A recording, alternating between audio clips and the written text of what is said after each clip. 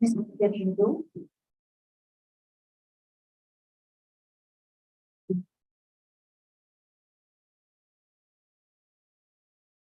evening, everyone, and welcome to tonight's meeting of council.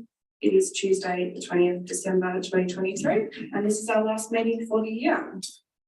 To start the official proceedings, I would like to acknowledge that we are meeting on Jarrah country, of which the members and elders of the Jarrah community and their forebears have been custodians for many centuries and have performed age-old ceremonies of celebration, initiation and renewal. We acknowledge their living culture and their unique role in the life of this region. Council meetings are audio and video recorded and are made available to the public via electronic media, including YouTube. Item 1, we have 6 councillors present. Councillor Henderson is an apology tonight. We also have our directors, our CEO, and Leanne, who is new and is our head of governance. Item 3, are there any declarations of interest and conflicts of interest?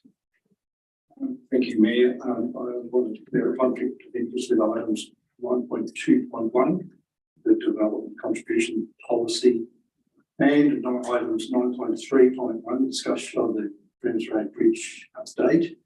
And I also removed myself from the room during the discussion on question time in regards to the Grimsrade Bridge. Thank you, Councillor McClure.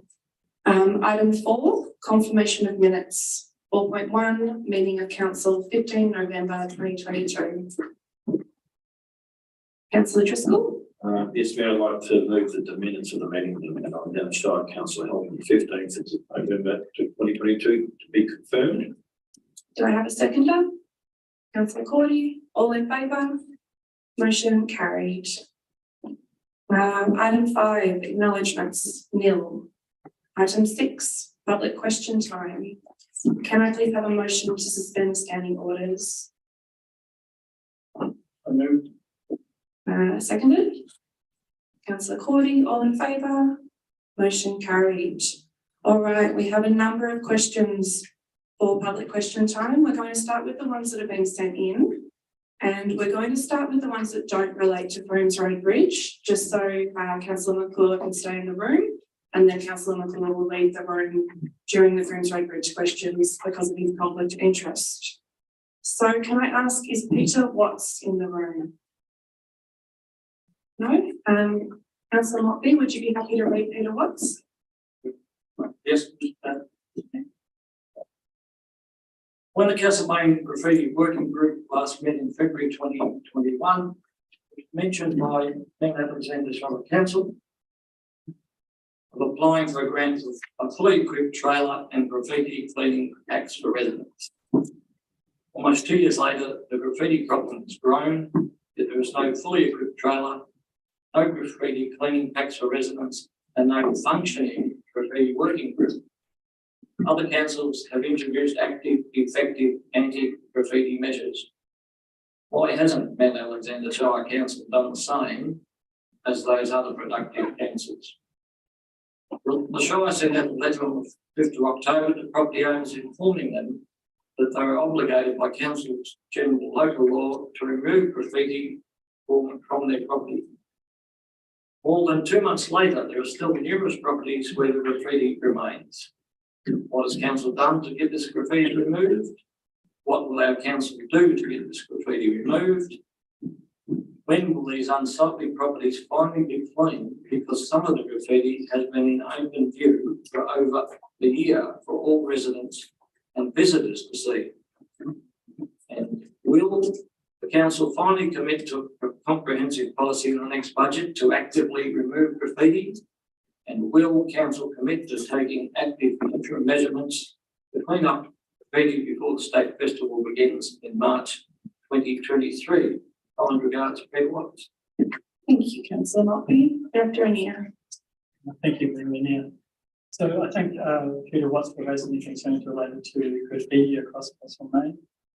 Council has undertaken a number of measures in relation to the recent increases in graffiti across our town. One of those has been to work with the Shire Road Safety Committee, which has been coordinated by Victorian Police, to raise graffiti as an issue on topic for consideration. We have also written, as Brett mentioned, to property owners to increase their awareness of their responsibilities for the removal of graffiti on their property. And this has seen some removal of graffiti across our Castlemaine. Where this has not taken place, council has followed up to understand with the residents and the property owners why action has not occurred, offering them some support where council can connect them with people from the community and community groups who have offered assistance, or council can support them in any other issues that they may be facing in the removal of graffiti.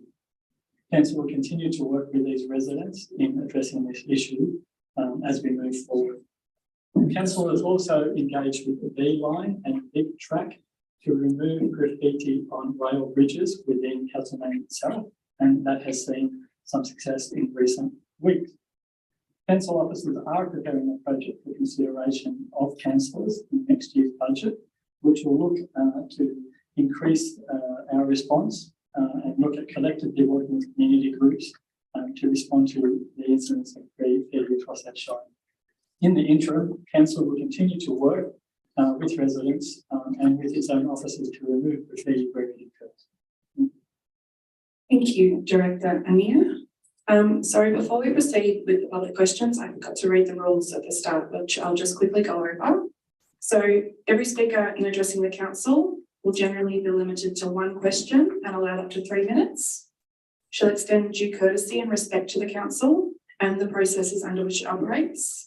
She'll take direction from myself as chair of the meeting whenever I call upon a speaker to do so, and she'll not attempt to enter into discussion or debate with council.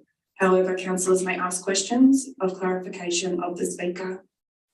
There's also a number of things that we don't accept in a question. Most of these are to do with, being respectful towards us, and also understanding that some matters are just not open for question, such as planning matters later on the agenda. So having said that, I'll also just briefly say, I know a lot of you have questions about Froomes Road Bridge tonight. You'll see from the agenda that it is coming up at item 9.3.1, and at that time, councillors will be having a debate and reaching a decision. So that item is coming up later. I want to reassure you that it is, and also, the quicker we get there, the sooner we are able to make a decision. So I guess refrain from everyone saying the same thing over and over again. Of course, we're here to listen to you and hear what you have to say, but I will be pulling people up at 3 minutes tonight because it's going to be a long night anyway, and we're keen to reach all of our agenda items. All right, sorry about that. Having said that, we're going to move on to our second question. Is Michael Johnson here? Hi, Michael, would you like to approach the podium and say your question?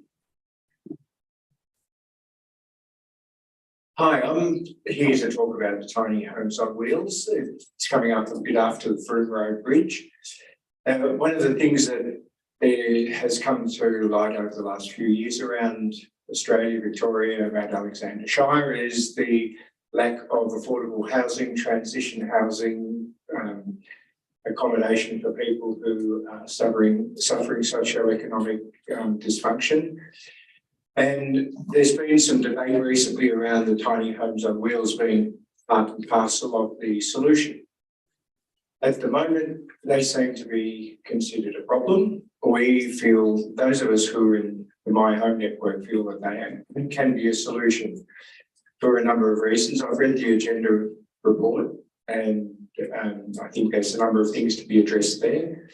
But my specific question is trying to link the tiny homes on wheels with national construction codes, Victorian building regulations, legislation that's across the Federation as well as in Victoria, to ask if a tiny home can achieve a 6 or 7 star energy rating as is required for new builds as dwellings, what is to stop those tiny homes being considered a permanent dwelling for someone?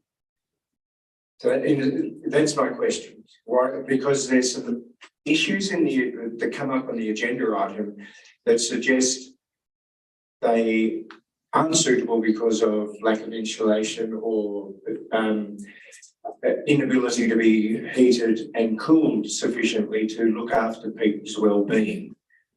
But if they can achieve the same energy rating as a home, should they then be considered as a permanent dwelling in light of being a permanent dwelling?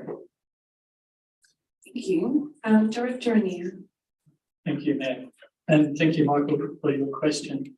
The question you raised is not specifically related to the actual quality and the construction standards that are put in place. I will speak about the permanency of the question that you raised and confirm that, yes, a small dwelling or a tiny home that is often referred to can be considered as a permanent dwelling on a property.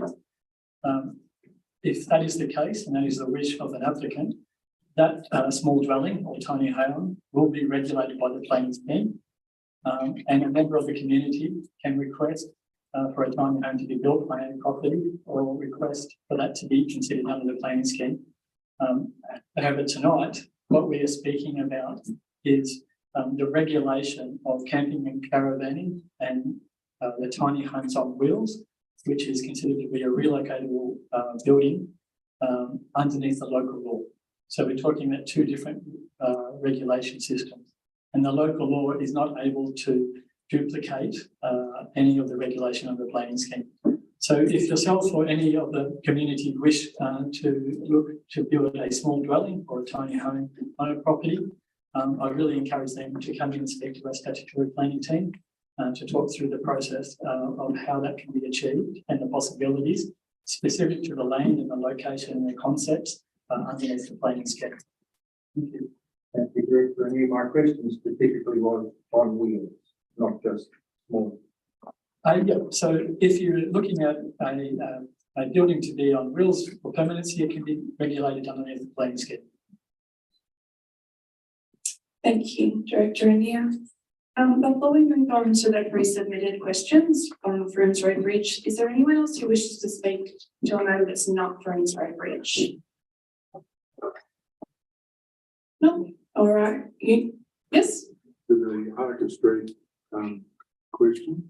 Oh, so that's a planning matter later on the agenda, so we're not able to take public questions about that, sorry. Well, it's not actually a question, just Regardless, we're not able to enter into discussion on it, sorry, because it's on the agenda, so we'll be getting to it in due course. Thank you. All right, Councillor McClure, if you'll exit the room. We won't forget about you. All right, so is Colin Moore here tonight?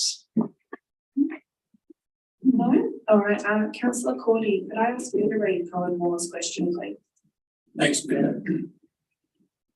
Castlemaine Society Incorporated, known as CASOC, was recently formed to advocate for the conservation of Castlemaine's character, sense of place and sense of identity.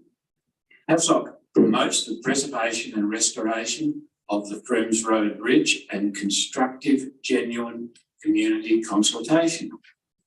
Froomes Road Bridge forms an important link between historic precincts. It is well loved by the community. It is an anomaly that it is not included in one of the heritage overlays. This bridge has been a part of the community fabric since 1874 and has cultural significance. Replacing the bridge will involve the loss of a significant piece of history, loss of trees, disruption to habitat of endangered species, and the opening up of the area to heavier traffic. This is a fragile and important area that needs careful conservation. Will Council commit to preserving this bridge, which will also contribute to nurturing the historic Froomes Road, Burnett Road and Botanic Gardens precinct? Colin Moore, President, Castlemaine Society Incorporated. Thank you, Councillor Cordy. Director Anea. Thank you, Mayor and Mayor. In response to this specific question that is asking a question of council, I just note that this will be debated this evening in the deliberation on the report that's before councillors, proposing recommendations for the future of Prince Road Bridge. Thank you. Is Bruce Clements here tonight? Would you like to approach the podium and speak?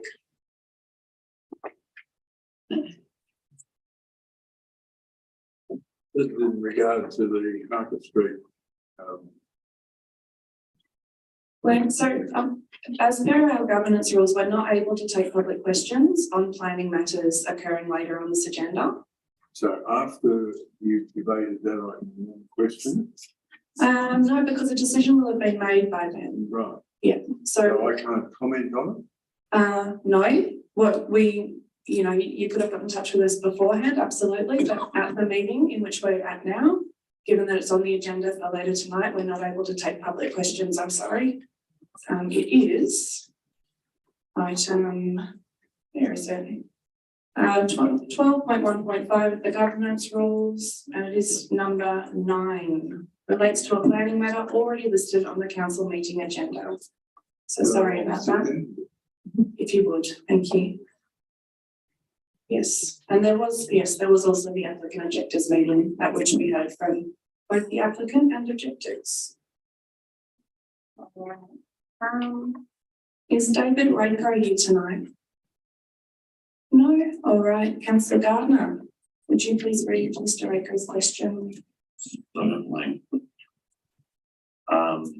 Going from road or bridge, obviously, the historic Friends Road Bridge was built in 1874, has served this community for 148 years. Council appears to be excessively concerned about exposure to litigation in relation to this particular bridge. Can council officers please tell councillors and the community whether there has ever been any legal action over this bridge and how many times this has occurred? And then further, early submitted question which David Raker amended to the above question. I'm just reading it, not sure. It's the same question. So there's the question. Thank you. Director Anea. Thank you, Mayor. So council upholds its responsibility to ensure the safety of all people utilising infrastructure across our shire. I confirm the council has not faced any legal action regarding Friends Road Bridge in recent times. Okay, thank you, Director. Is Ian Edwards here this evening? He is, yes. Fantastic, Ian, please approach the podium. Ian Edwards, I'm speaking on behalf of the Frank Group, Friends Road Group, but you've heard it all before, so I'll try and make it quick. The three things that have emerged from all of this. The first thing is the amazing amount of public support to maintain the bridge because it retains the area. I was surprised myself. The vast majority of locals, when we brought it to their attention, they supported us, and then you helped us, council, with that lovely report that you community consultation you arranged for us. And 80 to 85% of the people who approached or were approached were in favour of a one-lane bridge. It just makes that part of Castlemaine, the Botanic Gardens on the north side, the Eltham Copper Butterfly area, and the Froomes Road Heritage Area, and the Burnett Road Heritage Area, it just makes something for Castlemaine that is so very special. It's always been odd having the industry, Thompson's and the woolen mills, right next to the Botanic Gardens. Always been a problem for Castlemaine. It's still going to be a problem. It's moved to Don now. Can you imagine if that bridge is opened up, we'll have this enormous highways on 3 sides of the Botanic Gardens, not 2 sides, 3 sides. That little old one-lane bridge has been a guardian. Some pretty essential aspects of Castlemaine for a long time. The second thing that's emerged is how difficult it is for councils to balance the competing interests. Oh, you put in a double-lane bridge, helping industry, and you get enraged community. You close the bridge, you enrage the motorists. So I really, really feel for you. And when you do something for residents, who don't want that great big supermarket, you get whacked by VCAT. You're really in a very difficult position, and I appreciate all the work. I sympathise with your efforts. But surely, if you possibly can, you will listen to the vast majority of your constituents who have made it clear what they want. And the third thing, this council is made up of sensible, ordinary men and women, much better able to deal with the issue than paid officials. They are forced into officialese and world's best practice jargon.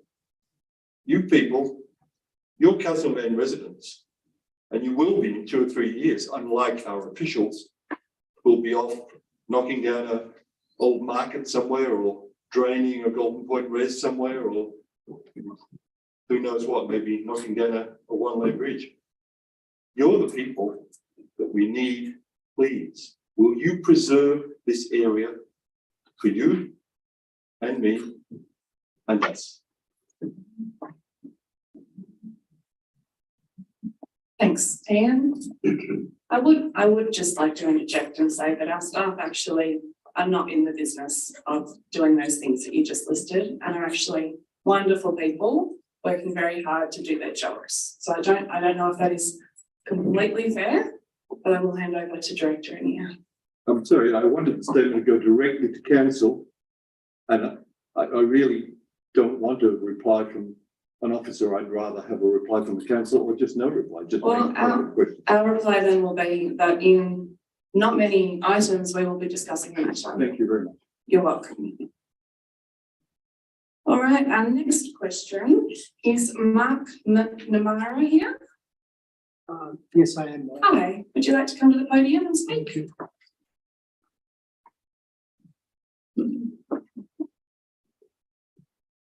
Mayor and councillors, one might ask, why are we even here tonight, given council's decision last year to reject a 2-lane bridge? But of course, tonight you have a chance to lock in a single-lane bridge for our beautiful Botanic Gardens precinct, not just for people like us who are present, but for generations to come, us implementing the clear will of the people. As you know, when word seeped out in 2020 that council was planning a new 2-lane bridge for Froomes Road, the community quickly mobilised and expressed its strong disagreement with this. In the face of this opposition, council voted down the proposed new bridge. But of course, back then in April last year, unlike today, it didn't have alternative proposals that meant retaining or rehabilitating or replacing the single-lane bridge with another single-lane bridge. So that's an important distinction that explains why we're addressing this matter again today. And by contrast with the strong community sentiment, there have never been many people clamouring for a 2-lane bridge, whether in petitions, in letters to the editor, by attendance at council meetings, or as part of the recent community consultation process. And as Mr. Hale stated in his very detailed report, nearly 80% of individuals, an overwhelming majority, expressed support for rehabilitating and strengthening the existing bridge. And as is noted in the council agenda paper, 85% of community members expressed opposition to a 2-lane bridge as part of that important community consultation process. And a 2-lane bridge will create more problems than it solves. For example, this will include having more traffic in Froomes Road and Mary Street, including large trucks. And of course, again, to quote from the agenda paper, as it says, the current bridge does provide considerable traffic calming. That's a big tick for a single-lane bridge in all the circumstance. And just briefly, the arguments in favour of a 2-lane bridge are not compelling. Emergency services, fire trucks have been able to and can get across the bridge. They can also enter by alternative routes. And what really are the chances of a fire truck meeting pedestrians using the bridge at night? And there are several other exits from the area, so the risk of a bottleneck must be very minimal. Risk for pedestrians. If this is a real concern, the simple answer is, and indeed, I'm just going to ask Conley, you know, your 3 minutes are up, so if you I'll be could, quick. thank you. If pedestrians risk of pedestrians are concerned, there can be a pedestrian bridge built. Flooding, it's said to be a 1 in 100-year event that would overtop this bridge. And if this is a concern, why not flood-proof Walker Street Bridge, which is the main road to the hospital in Don Kayar? Pitt and Sherry said the bridge would have a 40-year life. And just on Australian standards, as you know, the Australian standards are guidelines, they're not mandatory. And how many of the other bridges in the Shire don't meet Australian standards? So is the council really going to undertake making all of those comply? Perhaps not, because hopefully the agenda papers make clear that failure to adhere to standards does not, without more, mean that council is liable in negligence. And what about the risk caused by more, faster and bigger traffic on the road? And Director Mr. Anir, McNamara, I'm going to ask you to wrap up really soon. and Director Anir has said there's been no legal action in recent times. So finally, tonight is a chance for you to make an important decision to protect the history, tranquility, beauty and natural setting of this lovely part of Castlemaine. As Councillor Cordy said last April, history is taken away one piece at a time. Let's preserve rather than take away this important part of Castlemaine's history. The beautiful Botanic Gardens precinct, a precinct that the council rightly boasts about on its website. Thank you. Was it? I'm sorry. Was there a question, or was that No, just a statement. just a statement? Fantastic. Well, thank you for your statement. I don't think, is Alice Matheson here tonight? No. Councillor Driscoll, would you please read Ms Matheson's submission? Yes, yes, Mayor. This is from Alice Matheson. Please take the following as my question for public question time relating to the Williams Road Bridge as presented to Council on Tuesday, 20th of December. 2. The Council has been taken by surprise by the community's distress over its plans to demolish Williams Road Bridge. Once Council started consulting the community, the feedback was overwhelmingly to preserve and restore the bridge. The community has been asked repeatedly what it wants, and the answer remains the same. It has politely participated in numerous feedback processes. In the last process that was run by Dave Hale, it was not given access to the final report. It now appears that Council will override all of this feedback with a newly voiced concern over exposure to potential future litigation.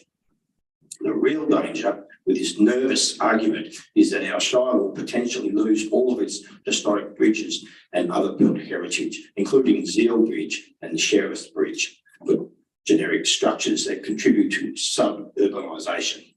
With bridge rebuilding, the trees are lost, the ecosystems are disrupted and traffic patterns are changed. An historic town will never achieve two code standards, in inverted comments of the current day. That is a global fact. Yet other communities remain their historic features, contributing to global tourism. It seems that this council is not invested in solutions that save our history, although its online image suggests otherwise. Council has neighbourhood character studies, heritage studies and pledges to the environment on its website, indicating that these aspects are valued in policy. Yet, when the community feedback is inconvenient, it is ignored. All of this consultation process appears hollow. Will councillors stand up again for Froomes Road Bridge, which is a valuable component to the town's character? Thank you, Councillor Driscoll. Director Anir? I think what Director Anir will say is what he said earlier, that this item is coming up very soon on the agenda and Council will make a decision then. Yeah. I think we have a couple of minutes left. All right, given that we're almost at our 30 minutes of public question time, I'll seek a motion to extend. Can I just get an indication from the gallery how many more people would like to speak? 1, I've got one here. So maybe 10 minutes. I'm going to extend question time by 10 minutes. Fantastic. A seconder, councillor Cordy, all in favour? Motion carried. Thank you. We have one more, two more, three more. Oh, three more. I missed a page. Three more written questions. So is Rosemary Turner here? Hey, Rosemary Turner. Approach the lectern and you can do your question, please.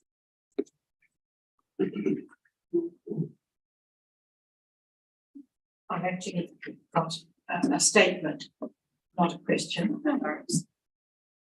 I'm a member of the Committee of BirdLife Australia Castlemaine District and also of the field naturalists. I want to talk about the powerful owls. They're huge, they're 60 centimetres tall, they're rare birds of prey of remote forests in Eastern Australia. They're strictly territorial and they always breed in the same general area. Their existence depends on the availability of correct habitat and large old trees and plenty of prey. Small mammals is what they prefer, although they eat birds as well. An owl family has bred using the north of Castlemaine Botanic Gardens for many years. I haven't been able to find out how long. Not every year, but apparently most years. They lay 1 or 2 eggs in May and they incubate their chicks for 6 weeks. Then they feed their offspring for another 6 weeks in the nest hollow.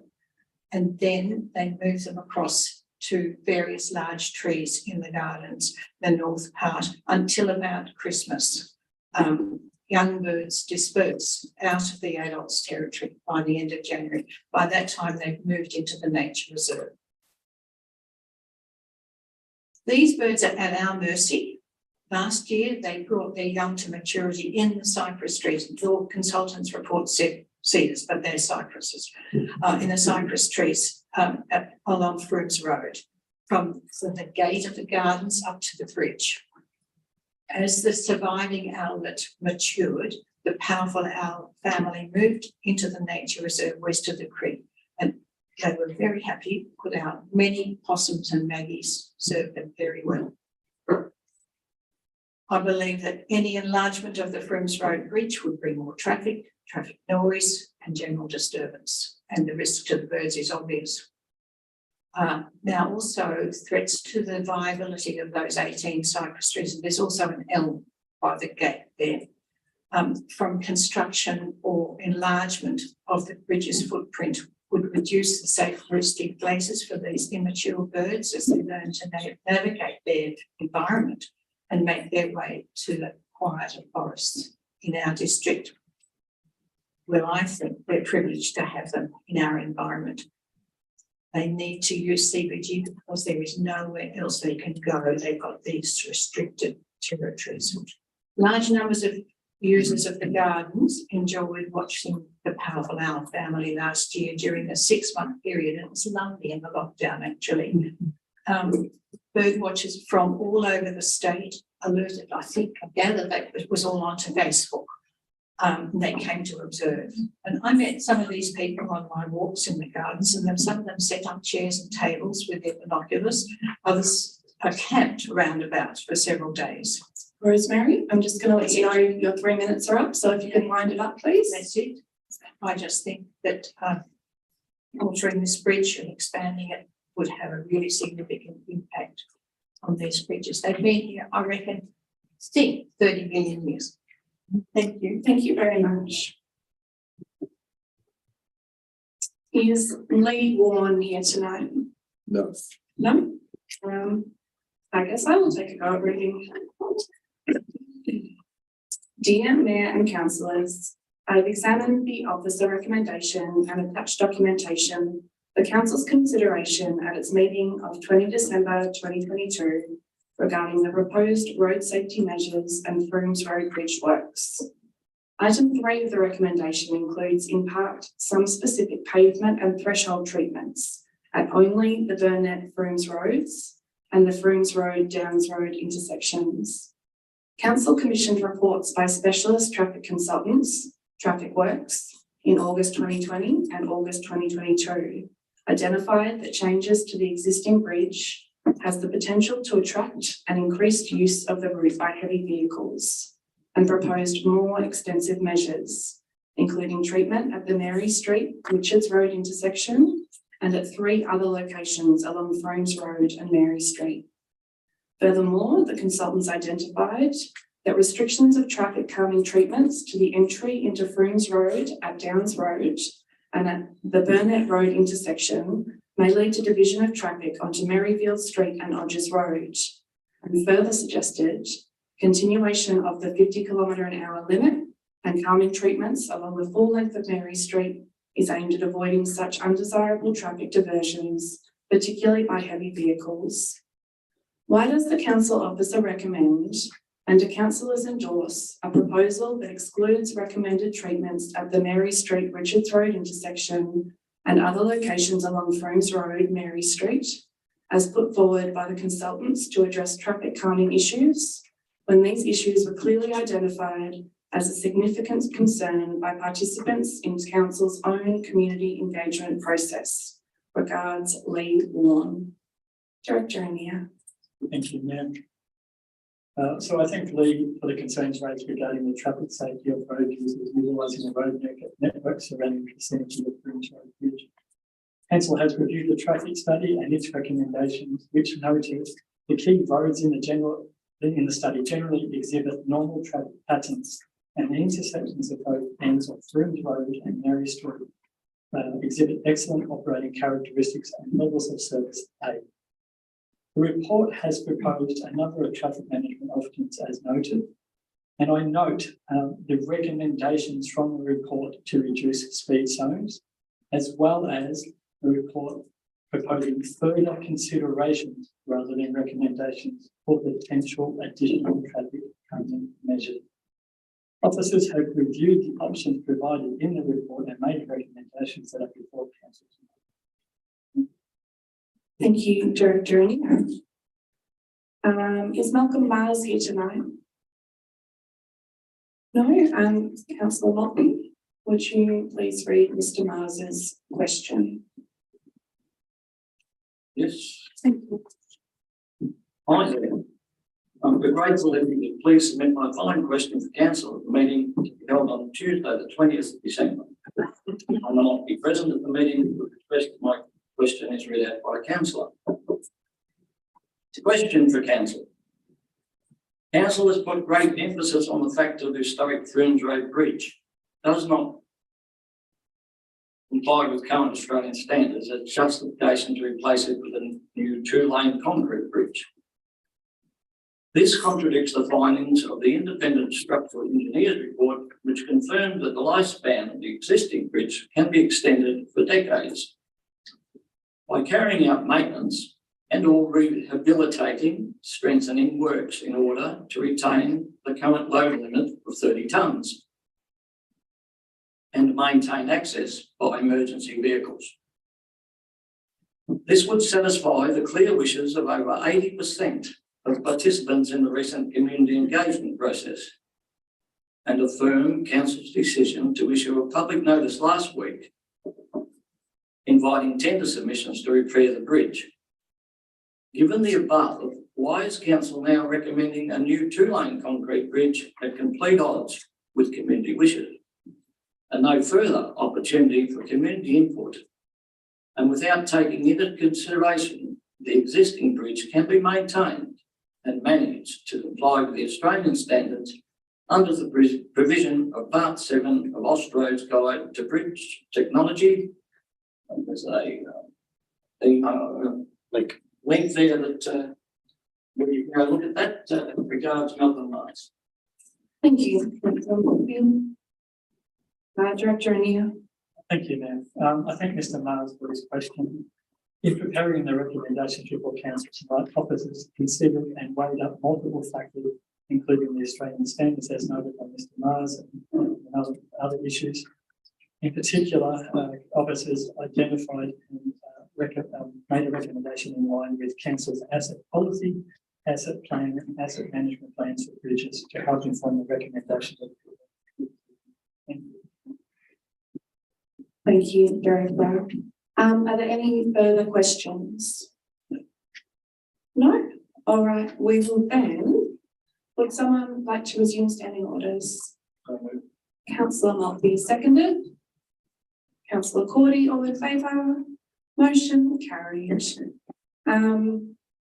Item 7, petitions and letters, there are nil. Item 8, committee reports, there are nil. Item 9, officer reports. 9.1, community, there are no items. 9.2, environment. And 9.2.1, development contributions policy. And I'll just remind everyone that Councillor McClure is still out of the room. He has a conflict of interest with this item as well.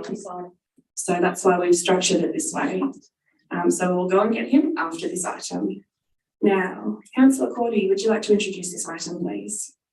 Thanks, Mayor. So 9.2.1, development contribution policy. The purpose of this paper is to present the development contributions policy to council for adoption. Policy sets out council's approach to the fair and equitable collection of development contributions to fund essential higher order infrastructure where land is developed within the Shire. So basically what that means is if there's a subdivision within the Shire, the development contribution is the way that council can get funds from developers to fund necessary infrastructure work. Thank you, Councillor. Do I have a motion? Councillor Cordy. The recommendation is, or the motion is, that council adopts the development contributions policy. Do I have a seconder? Seconded. Councillor Maltby, is there any opposition? Councillor Cordy, would you like to speak to your motion? Just briefly, Mayor, as I outlined, the developer contribution is a contribution levied on developers for subdivisions, and it's used to fund necessary infrastructure work. And the policy, which is quite detailed, talks about infrastructure that normally covers infrastructure that's directly related to the development, but this policy covers contributions that may be broader than that, not the immediate area of the development, but it's something that we need a policy on so that council can fund the infrastructure works. Thank you. Councillor Maltby, would you like to speak to the motion? Thanks, Mayor.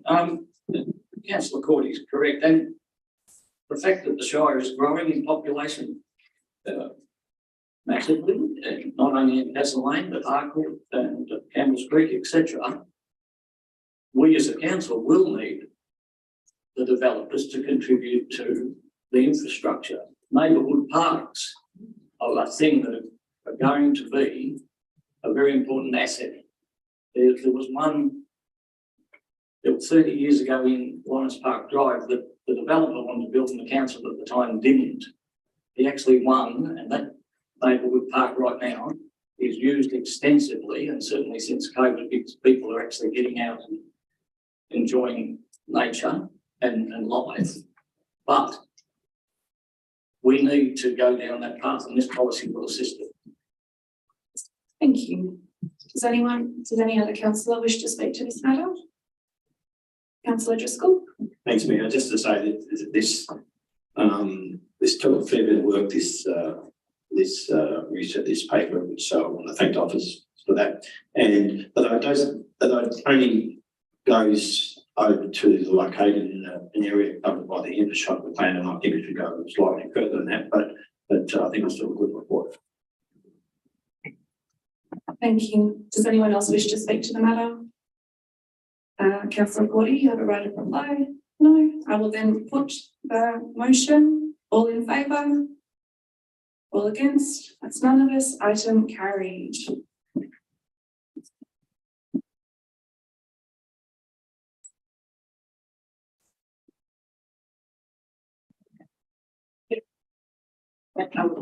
You're right. Thank you. We're just going to get Councillor McClure before we forget.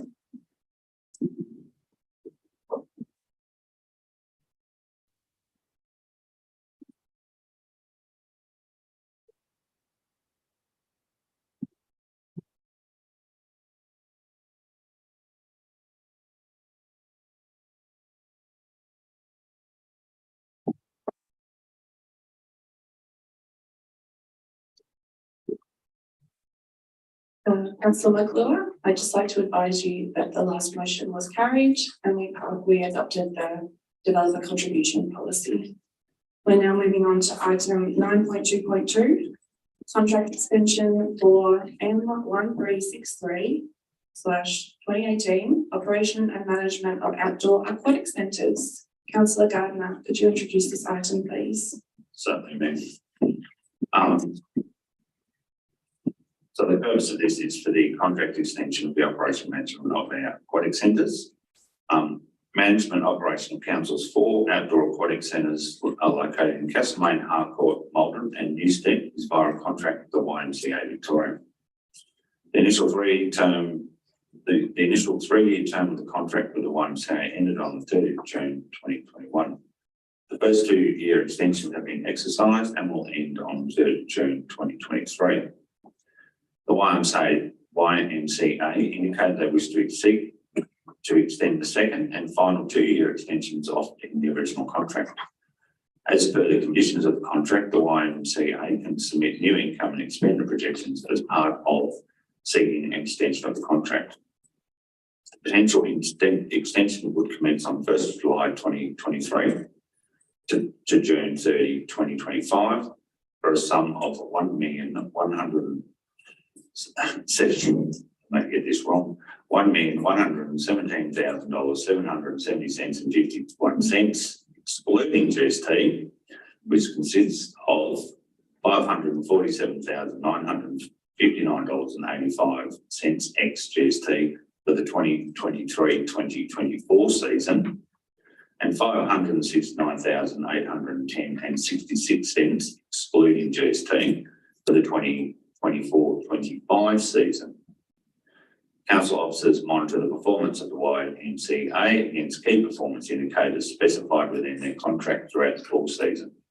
Officers are satisfied with the current operating performance of the YMCA. This report recommends proceeding with the second 2-year extension of contract M1363/2008 management of outdoor aquatic centres to the YMCA Victoria. Thank you, councillor. Do I have a motion?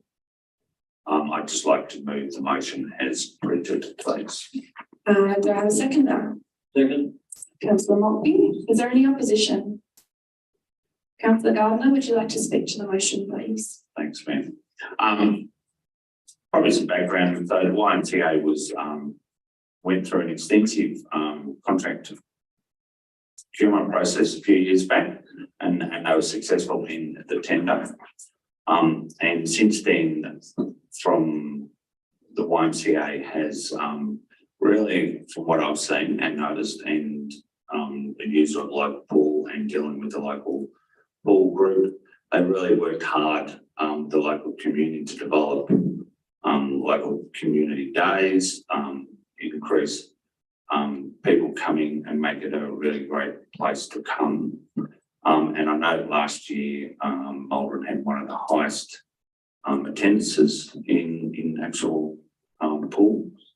And we saw increases in attendance across all our pools, and that possibly had a lot to do with a bit warmer last year. So I think this year we can expect it will be a bit down, but it's also good to note that when it's closed, we negotiate a reduced level. And it's also really valid to note that the YMCA are probably one of the most professional operators of pools around. And there is not that many people out there doing it, so we certainly won't want to lose them. So that's what we'll support this extension. Thank you. Councillor Maltby, would you like to speak to the motion? All right. Would anyone else like to speak to the motion? Councillor McClure. Just to add, these pools are an important part of the services that the town supply, and we had discussions about its operations to support it. They are an important aspect of life in this community, and the service we provide. I noticed in the report that Castlemaine, Harcourt and Maldon had their assessments undertaken in 2019. Harcourt and Maldon received gold endorsement, Castlemaine silver. So YMCA is certainly doing a good job in managing those. Thanks, Nick. Councillor Gordy. Thanks for that, Mayor. Just reading through the report, I'd just like to commend the staff for the preparation of this report. It's very comprehensive and excellent report, and yeah, we appreciate the work that's gone into it. Thank you. Does anyone else wish to speak to this item? Councillor Gardner, you have a right of reply. That's all good, thanks. All right, I will put the motion. All in favour? It is unanimous. Motion carried.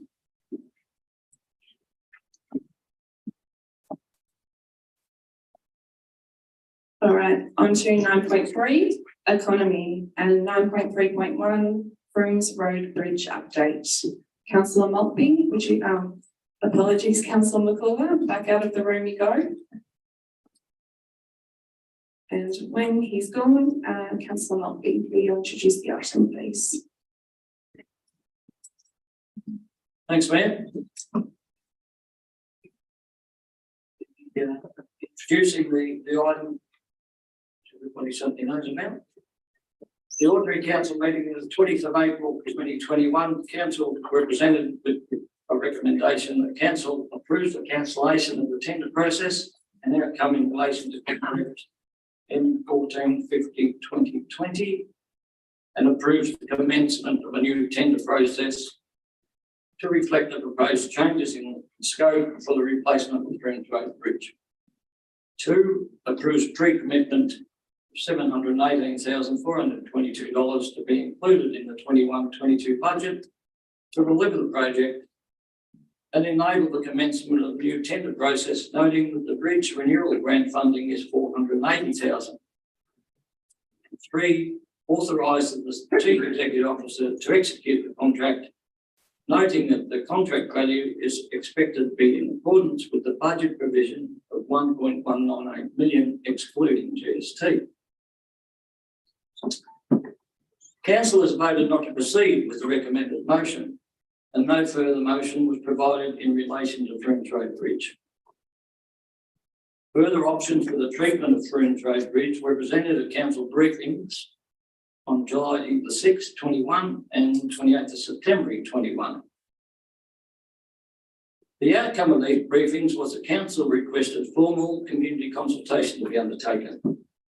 At the council briefing on the 8th of March 22, council endorsed proceedings to engage consultant Regenerative Ways to undertake a community consultation process. The consultation was undertaken between April and June 2022, with the report provided in August 2022. In total, 246 individuals provided feedback as part of the consultation, with nearly 80% of those 246 considering rehabilitation and strengthening of the existing bridge as the preferred option. Further investigation between June and August 2022 was undertaken, including an updated traffic study and a heritage study to inform the future of Froomes Road Bridge. This report has considered the outcomes for the additional investigation and community consultation and recommends the existing Froomes Road Bridge be replaced with a 2-lane bridge with pedestrian facilities. The design of the new structure would be sympathetic to the heritage and amenity of the existing bridge. It's further recommended to improve pedestrian access along sections of Froomes Road and implement traffic calming measures on Froomes Road, Mary Street and Richards Road. Thank you, councillor. Do I have a motion? Councillor Maltby. Thanks, Mr. Mayor and councillors. Yes. Mr. Mayor, sorry. I'll get used to it. You better. I move that Council 1 considers the outcomes of the community consultation engagement process. 2, Council approves the conversion of Froomes Road Bridge to pedestrian, bicycle and animal only access and closes Froomes Road Bridge to vehicle traffic. 3, approves the closure of Froomes Road Bridge at Burnett Road, Castlemaine and at Dawes Road, Castlemaine. Who's the way of Green Road, Burnett Road and Dawes Road? Yes. 4, approves the following measures to be undertaken on the bridge.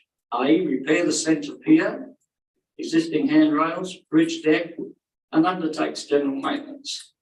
B, scour protection on bridge abutments. C, installation of bollards to prevent vehicle access. And D, installation of additional signing.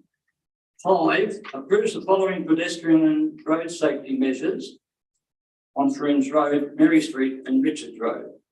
Being A, request the Department of Transport for the reduction of speed limits on Froomes Road, Mary Street to 50 kilometres per hour. And B, introduce additional curve delineation at the east end of Mary Street. And 6, the council conducts a study to the costs and feasibility of making a bridge in Maryfield Street where the Barker Street currently crosses. Would you mind repeating that last dot point for us? I want the council to make the council conducts a study to the feasibility and the cost of making a bridge where the forward is in Maryfield Street where Barker Street crosses. But that it's wasn't there. Yeah. There. I'll talk about it. All right. A second. Do I have a second though? Yeah, I'll give it a go. Councillor Gardner, is there any opposition? All right, Councillor Maltby, would you like to speak to your motion? Yes. So we've had major consultation, we've had major input from the community. We've also had silent input from the community. And yes, the Froomes Road Bridge is an important historical piece of Castlemaine. We've had transport studies done, and some of those results can be questioned. People are blaming the Don KR people for using that bridge to go to work. Just recently, Froomes Road Bridge was closed because of the flooding. And since then, it's my understanding from local residents talking to me that the traffic has decreased afterwards. So the people that were using it to go to work, the Don, have got used to going along Walker Street past Downs Road, past the gardens and up Walker Street, which is natural in human nature, that after a while you alter your ways. So that would fix some of the traffic issues. We talk about and have talked about restoring the bridge to be used for vehicle access still. If we do that, and by the plans and ideas submitted to us, the bridge will not look like it does now.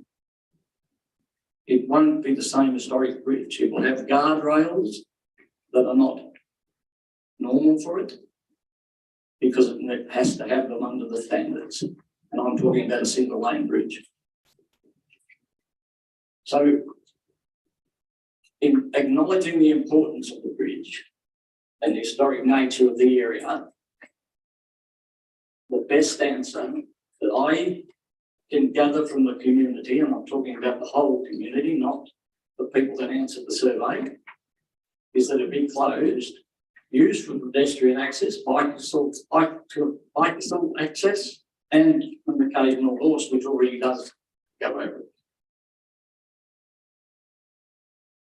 My mentioning of the Maryfield Street is that there was a flood issue there as well, and yes, there may be a bit more traffic going along Maryfield Street because the people living in Burnett Road, for example, will have to go that way or go up to Richards Road.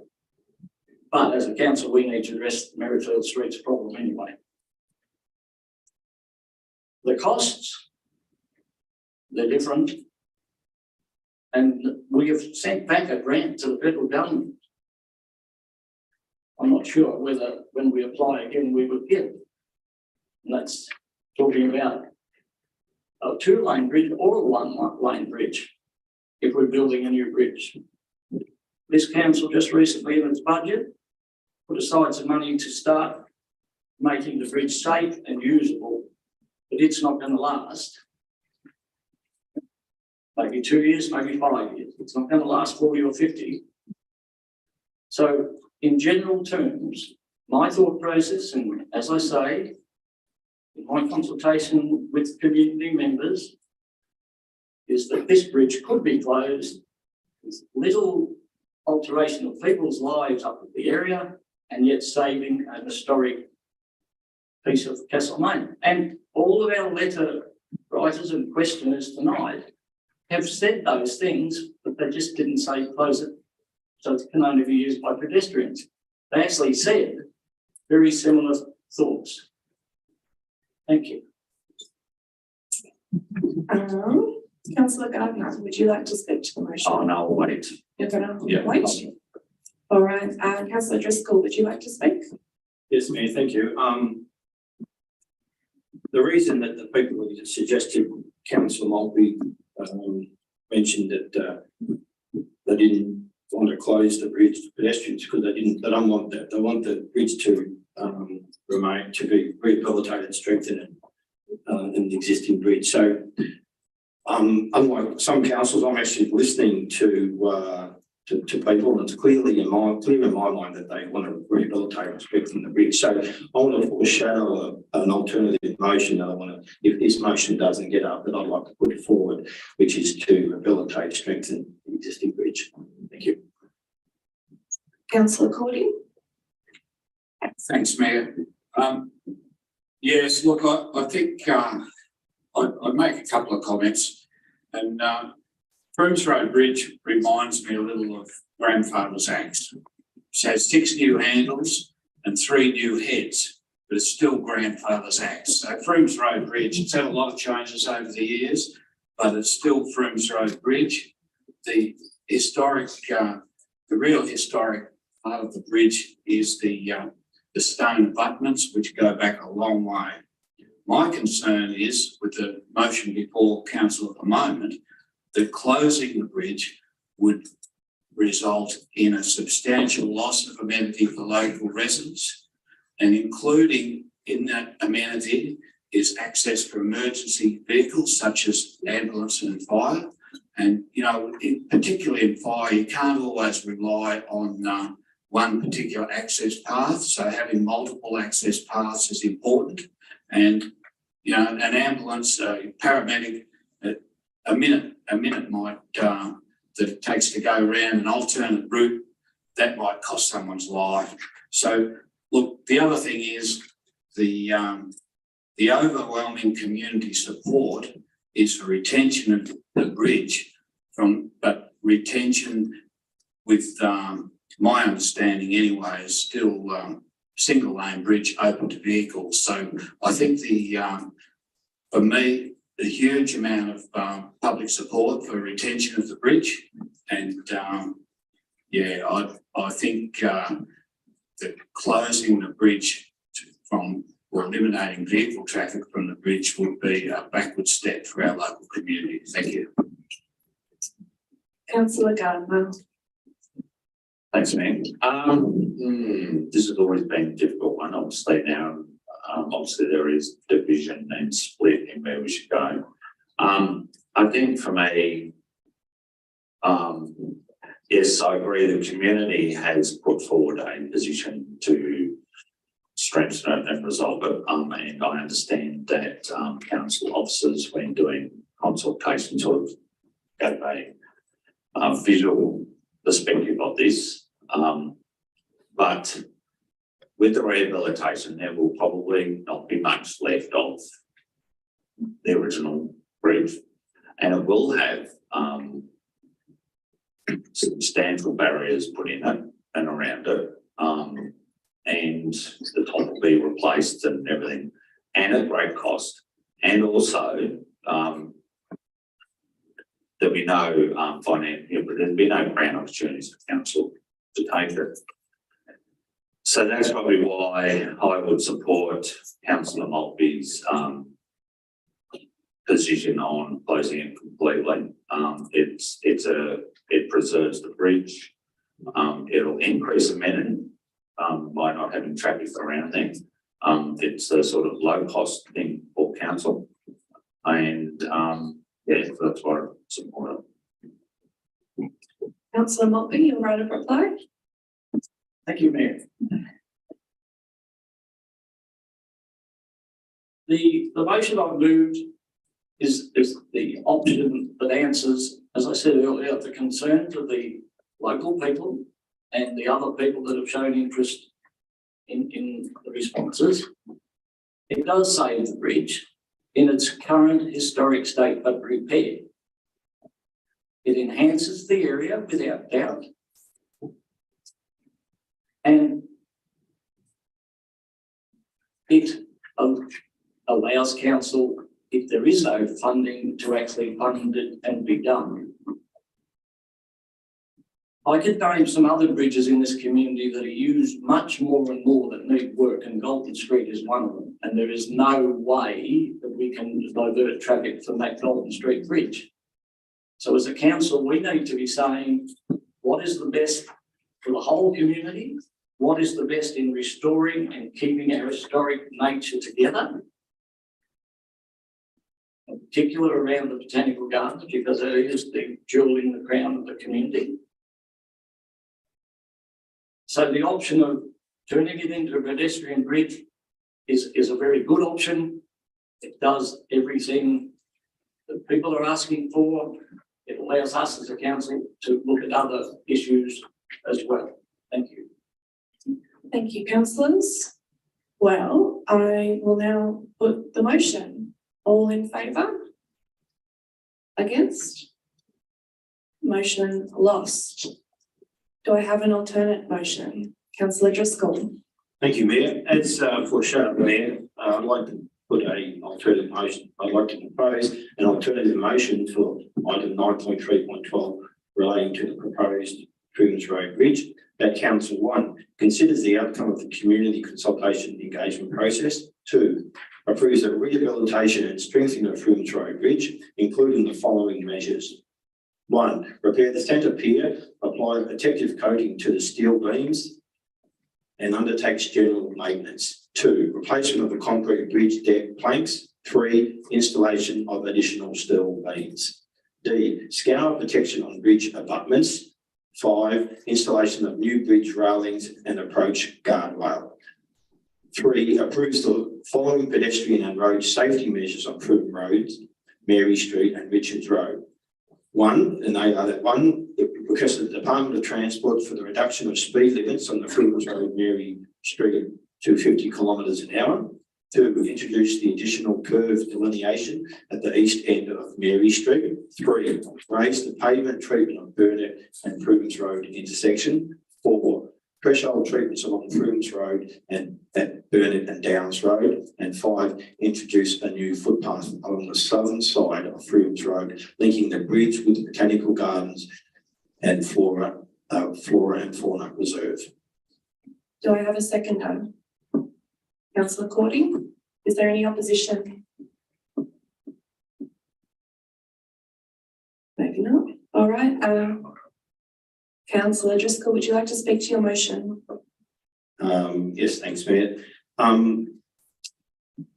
Council's gone a great length and spoken to a lot of people and let the opportunity for people to speak. And in my eyes, it's pretty clear that the 80% of participants, over 80% of participants in the community engagement process want the bridge to be rehabilitated. It's within our means.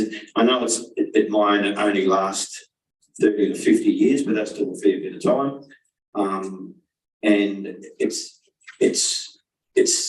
going to change slightly, but it's still pretty much what we're going to get, what's there now. So I think this is, now I know that the bridge may not be as compliant as a two-way bridge, but you know, I don't know too many people that are compliant all the time.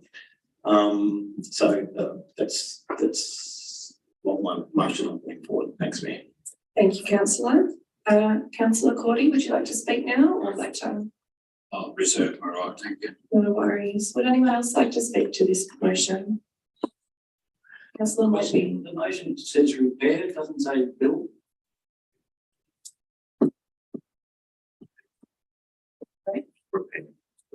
Rehabilitate. Rehabilitate.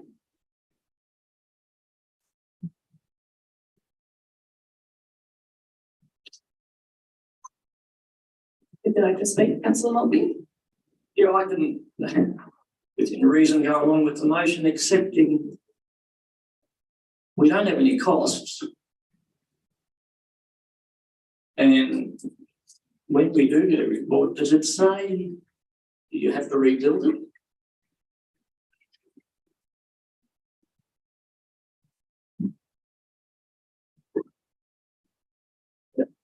Fair enough. Would anyone else like to speak to the motion? I think, I mean, we've got the costume set here. I mean, I think also from memory though, it is pretty much already built. It's not really where it is going to be rebuilt. I'm just, people need to be aware of that. And Councillor Cordy. Thanks, Mayor. Look, council's been briefed extensively on this and certainly when I was sitting in the mayor's chair and this last came before council, the thing that swayed my opinion on the matter was the extent of community support for Froomes Road Bridge in its existing form. You know, petition of over 1,300 people, most of them local people, not 100%, but a lot of local people. And then we've gone out again for a public consultation process, quite extensive. And yeah, the figures are there, the data's there. 80%, around 80%, the preferred option is to retain Froomes Road Bridge in its current form. And, you know, it will require some, there'll be some changes, but bottom line is the nature of operation of the bridge will go pretty much unchanged. It'll be out of service while it's repaired. But one thing's for sure, if it lasts another 40 years, I'd like to be around to see that. So yeah, I think it's a really good outcome, and I think really as a councillor that was, you know, I feel very privileged to sit here on this council and been born in Castlemaine and lived in this community, and I think this is part of the fabric of the community, and I think this is going to be a very good result if Councillor Driscoll's motion gets up. So I commend it to councillors. Thank you. Councillor Driscoll, you have a right of reply. I've got an MG that belonged to my grandfather, and we've changed it a lot too, but it's still my grandfather's MG. You know, it's important, and I think we need to listen as a council as there. So I hope you support me in my motion, councillors. Thank you. All right, thank you, councillors. I will now put the motion. All in favour? And none of us against. Motion carried.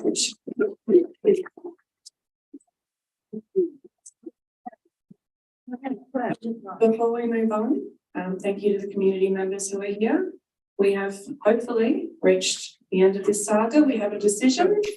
I would really just like to extend my sincere thanks to all our staff who have worked on this over a number of years. It has not always been an easy matter. There has been, you know, it's been tricky. This matter has been going longer than I've been on council, longer than Michael has been here, longer than many of us have been here. But the staff have really worked tirelessly to get us to a point where we felt like we knew enough to make a decision. So I just want to pass on my thanks to the staff. And I also, as we go, thank the council and the officers for your patience. Thank you, Ian. Goodbye, people who are leaving now, and we will continue on. Yes, we'll get Councillor McCullough back in the room again.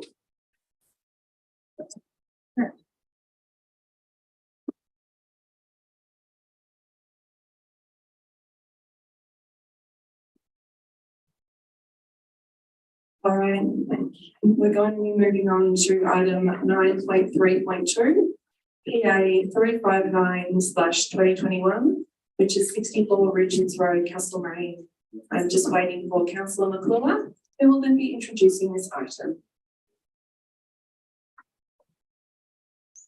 Is it too late to call for a division? Everyone's in favour.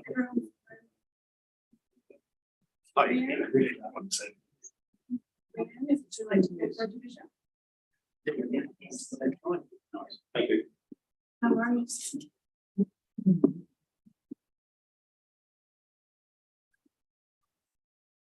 Nice job.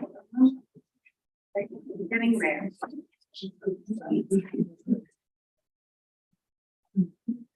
All right, Councillor McClure, we are moving on to item 9.3.2. Sorry, I should probably tell you what just happened in your absence. Look, more than one thing happened, but the decision of council was that we moved option 2, which is to strengthen and rehabilitate the existing bridge, noting that this will mean the bridge will not look exactly the same. So I'm going to tell you to continue. Sorry, the CEO has just stepped out for a minute, but I'm continuing in his absence. We are on 9.3.2, PA 359/2021, which is 64 Richards Road, Castlemaine, and Councillor McClure will be introducing this item. Thank you, Mayor. The council has received an application for the use of the land. This is in relation to PA 359/2021, 64 Richards Road, Castlemaine. The council has received an application for the use of the land for industry buildings and works associated with the installation of solar panels and the removal of native vegetation at 64 Richards Road, Castlemaine. The proposal will include the installation of 9,400 solar panels generating 3.5 megawatts. The purpose of the development is to reduce greenhouse gas emissions by 6,325 total carbon dioxide per annum. The solar facility aims to continue the use of land for general grazing once the installation has been completed. The subject site is in a farming zone and located within a bushfire management overlay under the Mayor Alexander planning scheme. The application is referred to council for a decision as the cost of the development exceeds $1 million, and council has received six objections from 5 properties. The grounds of objections relate to native vegetation removal, the use of the farm zone, land for industry, compliance with clause 53.13, and the use of barbed wire fencing and noise. Council officers have assessed the application and determined that on balance, the proposal is consistent with the relevant sections of the planning policy framework and the provisions of the farm zone and bushfire management overlay. Informing this opinion, consideration was given to the grounds of objections and the views of the relevant referral authorities. It is recommended that the application is supported and a notice of decision to grant a permit is issued in accordance with the following recommendation. Do I have a motion? Councillor McClure. I'm pleased to put that motion, the recommendation as printed to council issue a notice of decision to grant a planning permit for the use of the land for industry and buildings and works for a solar energy facility associated with an existing industrial facility and the removal of native vegetation at 64 Richards Road, Castlemaine. I won't read all the condition requirements as printed. And do I have a seconder? Councillor Cordy. Is there any opposition? Councillor McClure, would you like to speak to your motion? Thank you, Mayor. I'm pleased to put this forward. I think this is a good proposal for Castlemaine, for Castle, for Don KR. We've been too long. I understand there were some issues in regard to the removal of native vegetation. Don KR and their consultants did quite a bit of work and discussion with lots of other organisations to reconfigure the solar installation proposal that they had to come up with a better proposal that reduced the number of trees that had to be removed. So I think they've done as much as they possibly could to reduce the removal of native vegetation as they, in the least amount as they could. I think they've done a fair job on that. It's going to be a good outcome for climate change emergency and all the issues around climate change and coming up with ways that we're going to light and heat and build our community for years to come. So I'm pleased to support this proposal. Thanks. Thank you. Councillor Cordy, would you like to speak now? Yeah, I'll speak now. Thanks, Mayor. Look, I think this is a fantastic project for Don KR. But I think it really underpins the jobs, and there's a huge number of jobs dependent on that facility. And there's some native vegetation going to be lost with the installation of the panels, but on balance, the project is very much an environmental project, and it's a substantial investment by the company. Advice is that the solar panels, if it's approved, will supply power to approximately 25% of the site's power from the solar, and it's a fantastic project, and it really just reinforces the investment that Don KR have made in our community, and I commend it to the project all councillors. Thank you. Would any other councillor like to speak to this matter? Councillor Driscoll. Thanks, Mayor. This is a proposal from our biggest employer in town, and they're trying to save the world in their own little way, which is fantastic. And it puts the hooks in the company in terms of staying here for a longer term, because it's a fair bit of money. So I think it's a great proposal, and I congratulate them, and I hope councillors also support this. Thank you. Does anyone else wish to speak to this matter? Councillor McCloy, you have a right of reply. No? All right, I will then put the motion. Turn my mic off. All in favour? That is unanimous. Motion carried. We are moving on to 9.3.3, planning application 190/2022, 19 Harker Street, Malden. And Councillor Gardner will introduce this item. Thanks, Mayor. The purpose of this report is to enable council to make a determination on an application for the construction of a dwelling and tree removal at 19 Harper Street, Malden. The application has been referred to council for a decision because 10 objections have been received from 9 properties. The council officer recommendation is approved the application. The subject site is located within the general residential zone 1 schedule and is affected by the heritage overlay pursuant to the Mount Alexander planning scheme. The application was advertised and received 10 objections, with the grounds of objections relating to design detail, including modern style materials and large glazing facing street. Neighbourhood character does not comply with the Melbourne design guidelines, impact on the surrounding heritage area, building height and visual impact out of scale and substantial proportions, roof design including pitch and gable rather than hip design, loss of distant views, garage dominant feature, tree removal before planting, loss of amenity overshadowing, dwelling diversity, Malden as a notable town at a 2 metre high fence height.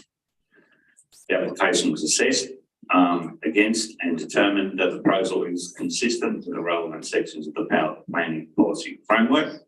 It also meets the requirements of the heritage overlay and the Malden design guidelines in relation to neighbourhood character and the dwelling design detail.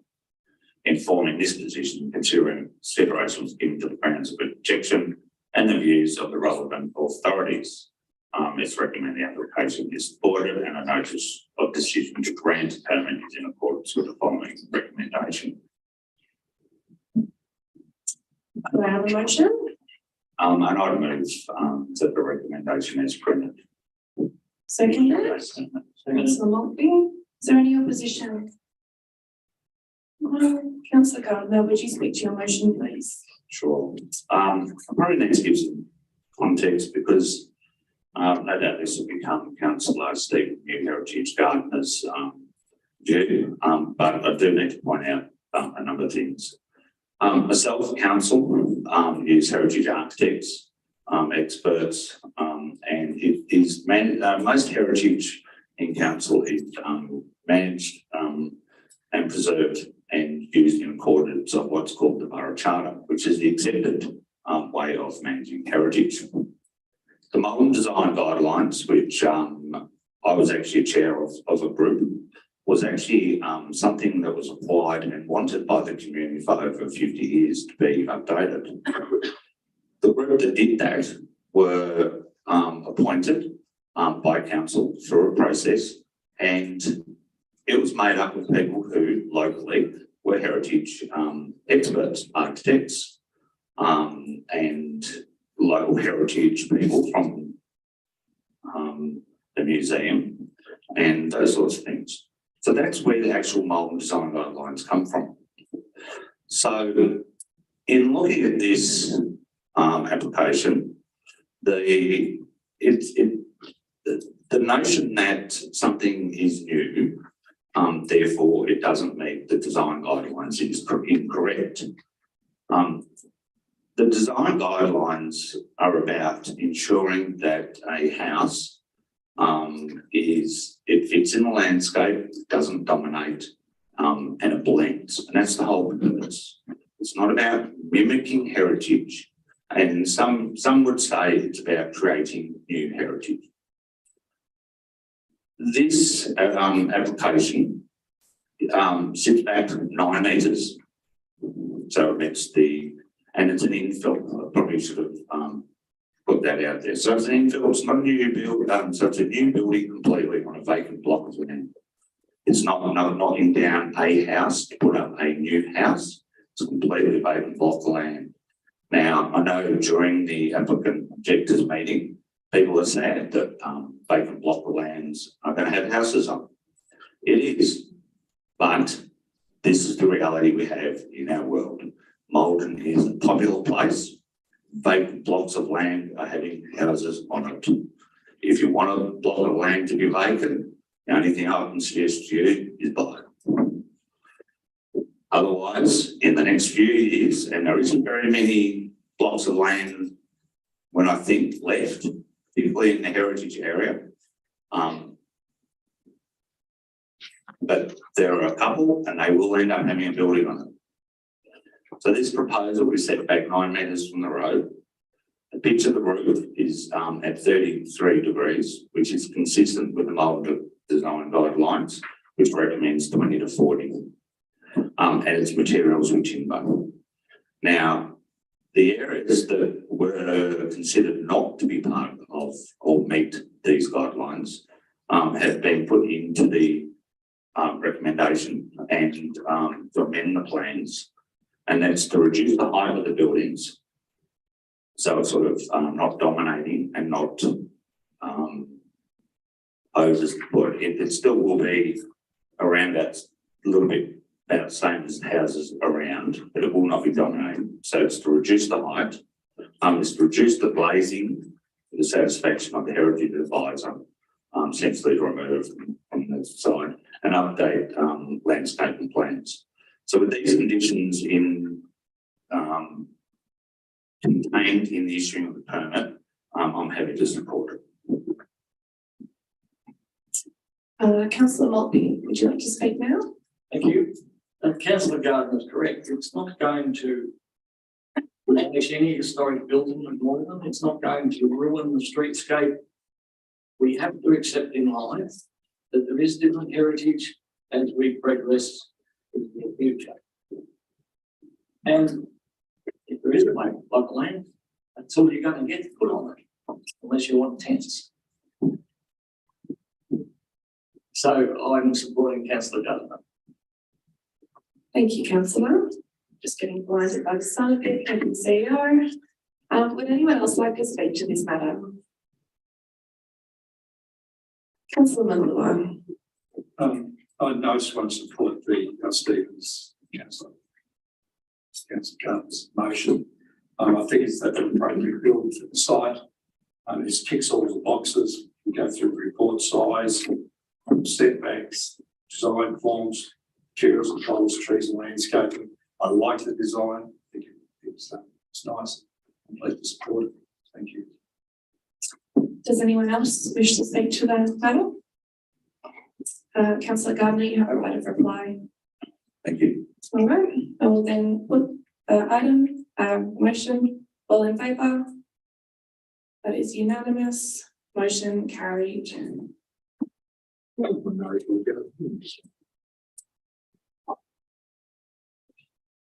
We are moving on to item 9.3.4, planning scheme amendment, C97, consideration of planning panel report.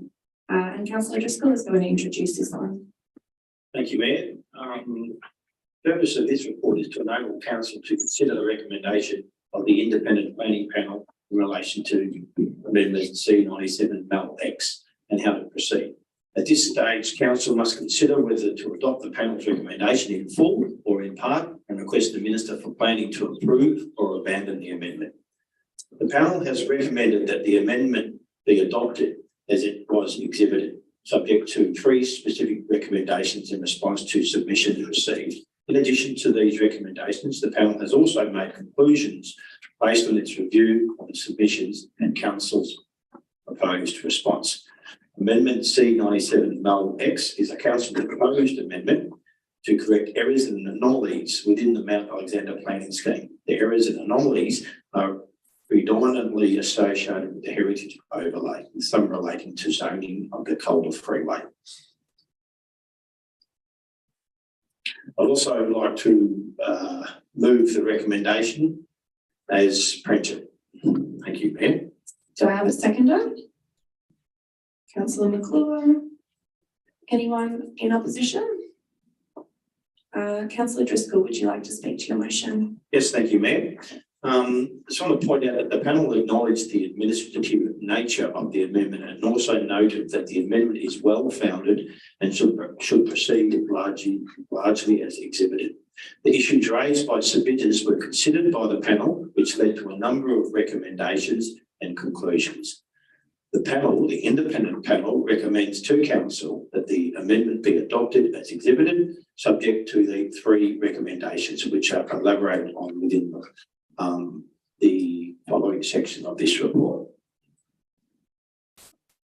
So I can't read those, so that's it. Thank you. Councillor McClure. Only to support Councillor Driscoll's motion. It's a good document. There's been a lot of work done by the team. Put this matter together. It's been through a long and considered path of work, and there's been a few amendments along the way. So I want to commend the team, the work that's gone into this. It's a huge amount of work. I quite enjoyed actually reading the planning scheme, former Shire of Newstead Heritage Precinct exemptions document. Interesting stuff in that. But yeah, no, commend the work. It's a great body of work and well done. Would anyone else like to speak? Councillor Gordon. Yes, I'd just like to reiterate Councillor McClure's thoughts. I'd like to pass on my appreciation of Director Anir's work and also Strategic Planner Ursula Van Dyke and our Coordinator of Strategic Planning, Lauren Watt. Fantastic work and very detailed work. So really appreciate their effort.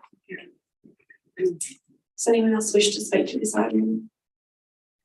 Councillor Driscoll, you've got a right of reply. Yeah, thanks, Mayor. Look, what I want to say is that this went out to the public, and the public, some people wrote in and they were listened to. So I just want to refute the fact that some people say the council doesn't listen. In this particular case, it has, and if this motion is approved, then those by writing in those recommendations or those suggestions has come through. Thank you. Thank you, councillors. I will now put up the motion. All in favour? That is unanimous. The motion is carried.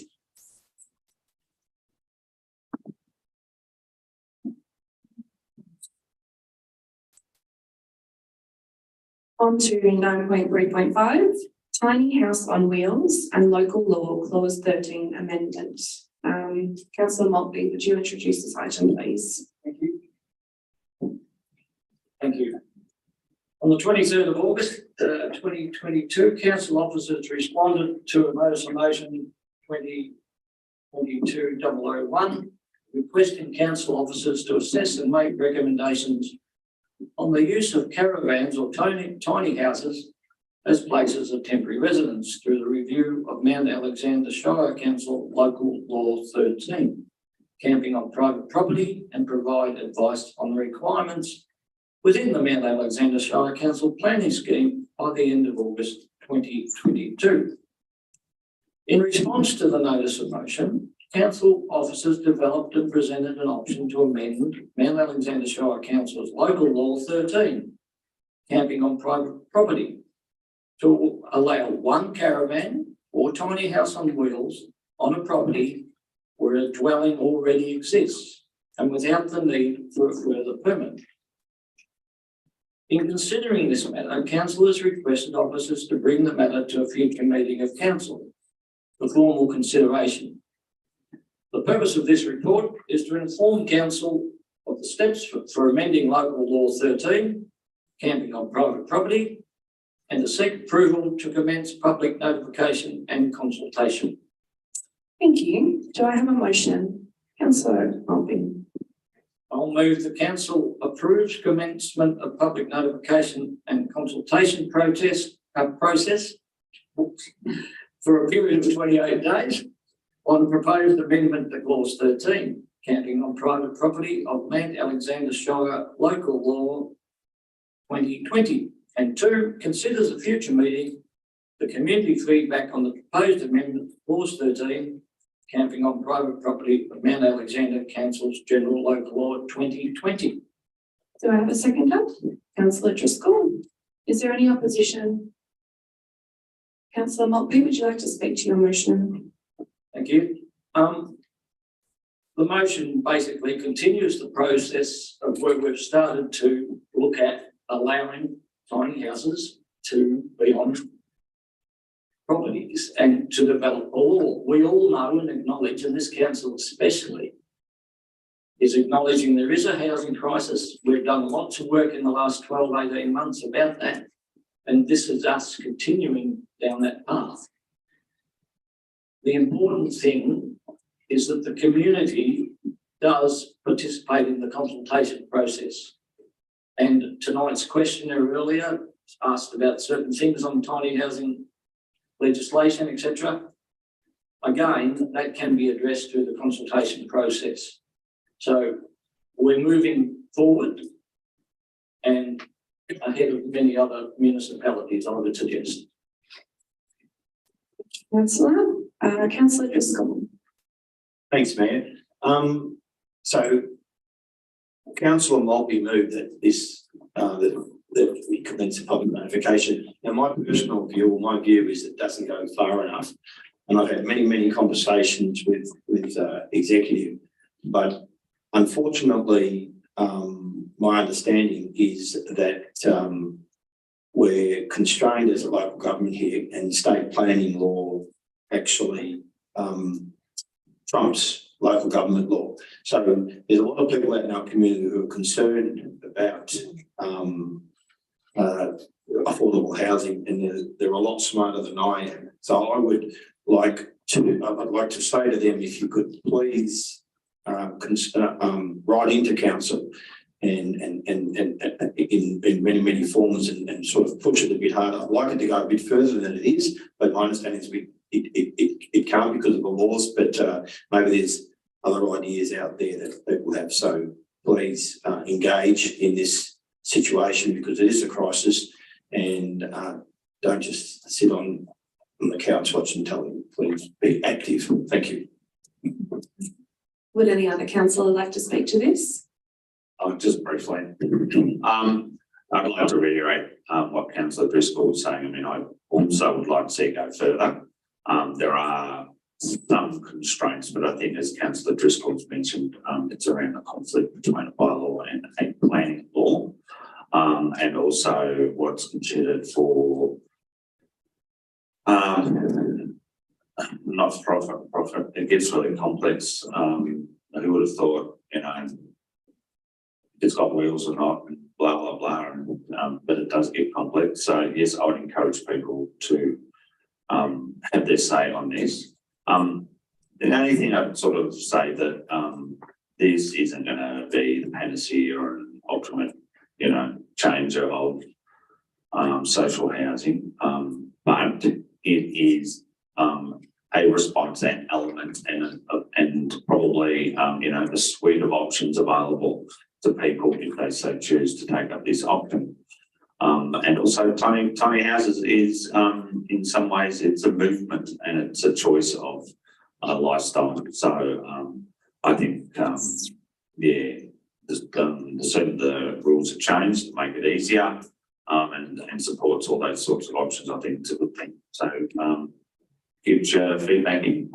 Would anyone else like to speak to this? Councillor Cordy. Yeah, just to express my appreciation for Director Anita and also our planning coordinator, Georgina. I hope their work on this. It's a complex area and yeah, we just need to move forward and free things up a little bit. So great work, officers. Thank you. Councillor Maltby, you have a right of reply. Thank you. As I said at the start, we as a council are committed as a team to help the social housing crisis, and if this is one part of it, and that's good. There is other ideas that over the next 12 months, I'm sure we'll flesh out and try again, similar to the airspace development we're looking at. Thank you, councillors. I will now put the motion. All in favour? That is unanimous and the motion is carried. And I guess I'd just like to reinforce what some of the other councillors have said and just be really clear that we're putting this out for community consultation now. This in itself is not us changing any local laws. We really want to know what people think. Have we got it right? Do we need to do more? What areas of it, I guess, which are you interested in seeing something different happen? Because we just don't know, which is why we need the community to tell us what they want so we can think about it a bit more. I'm not 100% sure when the community consultation period will be in the new year sometime, but it will be for a period of 28 days. So keep an eye out for that. We'd like all the feedback we can get.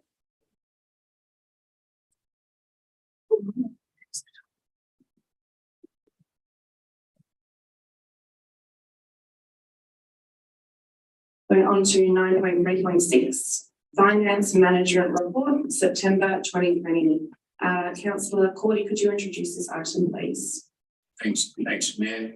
The purpose of this report is to present the finance report for the quarter ended 30th September 2022. This report was presented to the Audit and Risk Committee on 25th November 2022. Thank you. Do I have a motion? Yeah, as printed, Mayor. And a seconder? Councillor McClure, I think your hand was up slightly first. Councillor Cordy, would you like to speak to the motion? Yes, Mayor. Look, it's a very detailed financial report, and I'd like to acknowledge Director Knight's team, in particular Caroline Ross, for the high quality report. Council continues to be in a sound financial position, and when you read the detail of the report and you see the grants that we've been able to access because we are running well, it's very encouraging.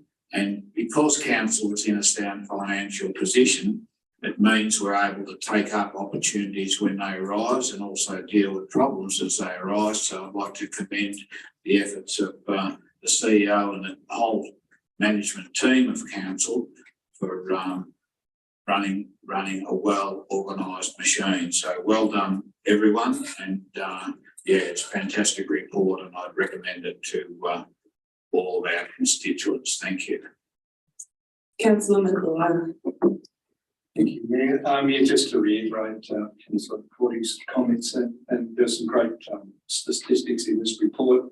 You know, favourable year-to-date performance with a 22.95 million surplus, which is surplus, which is 1.96 greater than the year-to-date budget. Revenue is favourable, expenditure is favourable with a 4% variance. Year-to-date capital work expenditure is down a little bit, and it's less than budget, so it's a great report. Would anyone else like to speak to this item? Councillor Cordy, you have right of reply. It's all good, so steady as she goes. Thank you. Fantastic. I will put the motion. All in favour? That is unanimous. Motion carried.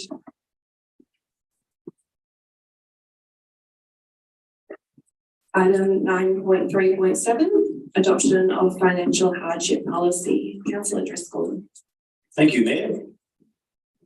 This, the financial hardship policy is designed to assist those ratepayers who are identified as experiencing financial hardship in relation to payment of property rates and charges on their principal place of residence.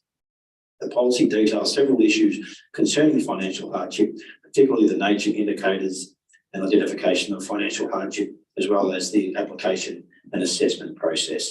This policy does not apply to the arrangements for the payment of monies owed. This is addressed in the revenue and debt collection policy and properties other than the ratepayers' principal place of residence.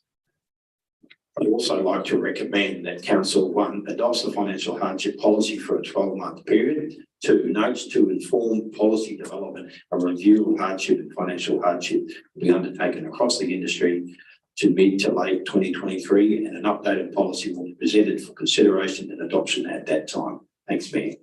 Thank you, Councillor Driscoll. Do I have a seconder? Councillor Gardner. Any opposition? Councillor Driscoll, would you like to speak to your motion? Thanks, Mayor. The financial hardship policy was first adopted in August 2020 and was a result of a previous policy and the rates and charges collection hardship policy. You need to be empathetic and understanding, but not necessarily not necessarily give everything up. In my opinion, so you need to be strong but have a heart. I think this policy actually does that, and it's considered, and it's come to us a couple of times, and it's gone back, and so I think this policy is quite good. Thank you. Councillor Gardner, would you like to speak to the motion? Just briefly, I agree with what Councillor Driscoll's just said. Obviously, part of the review was a requirement through the local government rating system review, and essentially to note that pretty much our policy sort of is in line with that, and the emphasis really is not opportunity by taking a court and more about working with people to pay rates, that sort of stuff. So yeah, that's good policy, and that's why I support it. Does anyone else wish to speak to this item? Councillor Driscoll, you have right of reply. No, ma'am, okay. No worries. I'll put the motion. All in favour? All in favour, Councillor Gardner? I see everyone's hand unanimously. Daughter text me, it's not All from right. council. Let's put phones away. Our motion is carried.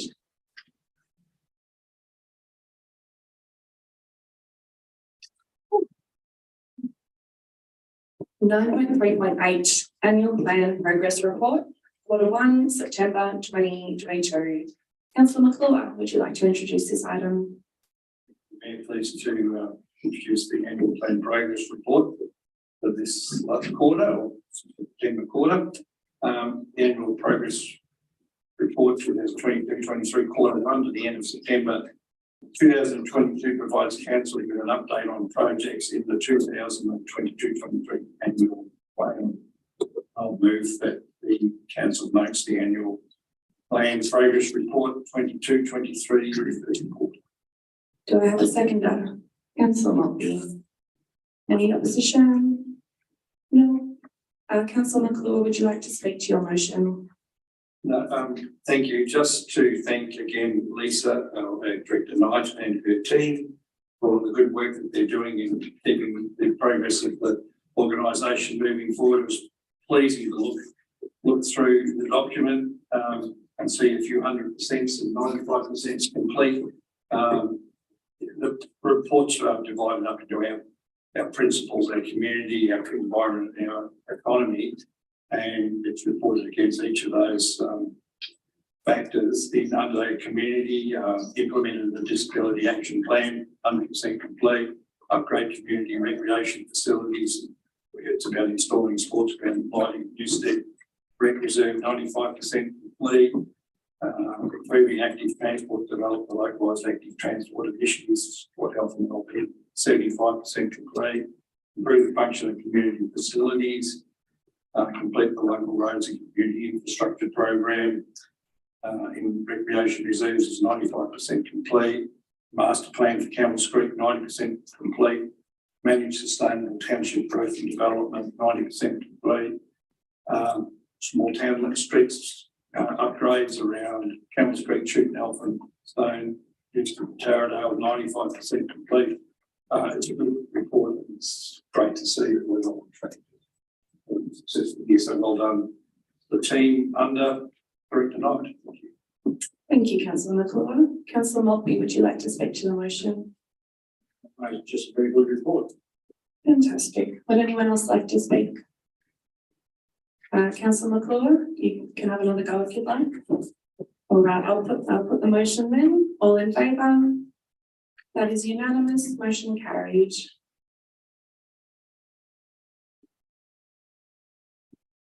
We're on to 9.3.9, schedule of meetings for 2023. Councillor Driscoll. Thank you, Mayor. And look, before the last meeting of each calendar year, which is this one, council must fix the date, time and place of all scheduled council meetings for the following calendar year. The schedule of council meetings must be posted on the council website and available from council's customer service centre. I'd also like to recommend the dates as written. Thank you, Mayor. Do I have a seconder?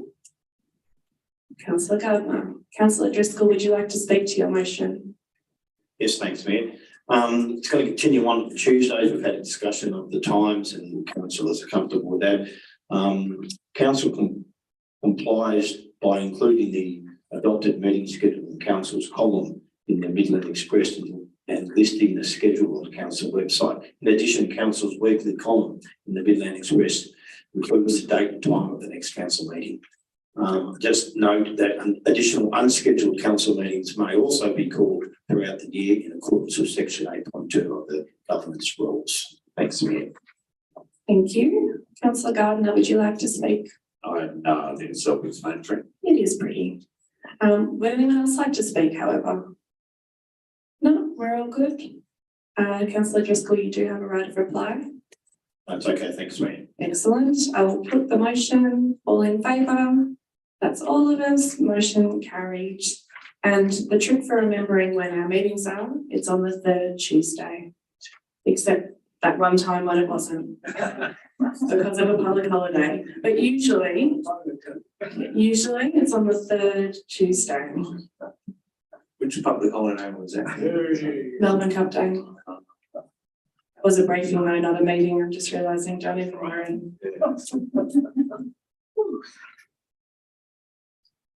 All right, we're almost there. 9.3.10, appointment of councillors as representatives to committees, 2023. Councillor Maltby, would you introduce this item, please? Thank you, Mayor. The purpose of this report is for council to consider and determine who it wishes to appoint to various internal and external committees for the coming 12 months. Do I have a motion? In doing so, I'll move 1, the council appoints Mount Alexander Shire Council representatives to the committees as recommended in table 1, external internal committees. 2, notes the opportunity to attend the meetings of community asset committees as shown in table 2. And 3, notes that the committees will be formally advised of their representatives and details of the appointments will be made available on council's website. Do I have a seconder? Councillor Cordy? Councillor Maltby, would you like to speak to your motion? Well, basically, this is just updating as we start the new council year, the council representatives on various committees. And it's printed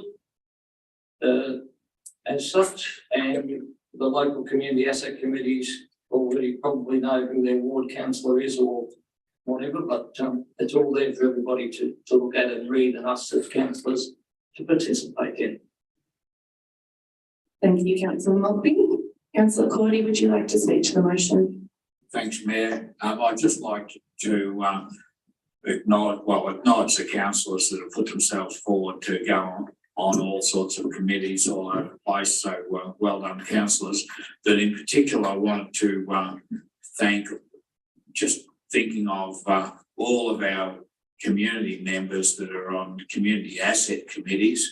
You know, there's an impressive list of committees there, and I just want to acknowledge their efforts and wish them all a happy and safe Christmas. Thank you. Thank you, councillor. Does anyone else wish to speak to this item? Councillor Driscoll, sorry, almost forgot your name, sorry. Sorry, Mayor, thank you. I just want to reiterate what Councillor Cordy said, that people on these committees do a great job.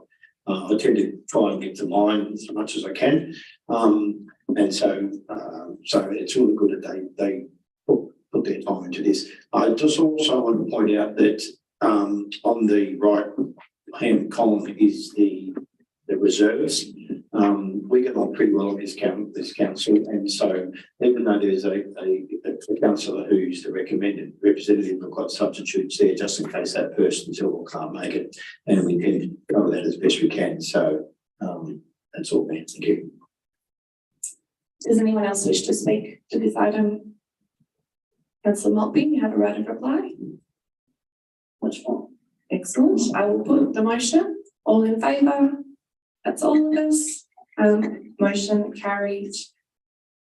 I'll just say a couple of things. Do you notice how much less I speak now that I'm the mayor? Because I'm too busy holding all the information in my head and trying to remember what to do. But I guess being on all these committees is such a great part of my life, because I get to do a bunch of stuff and be around a bunch of people who I don't usually and do very targeted things. One of my favourites at the moment that I'm sitting on is the Disability Action Plan Working Group. And yeah, it's just such a joy to be around people who care so much and are willing to volunteer their time to come in and help council produce something that can benefit the whole community. I sit on a bunch of these committees. I have had to drop back a little bit, but I really, really enjoy my time. Yeah, so that's just my 2 cents.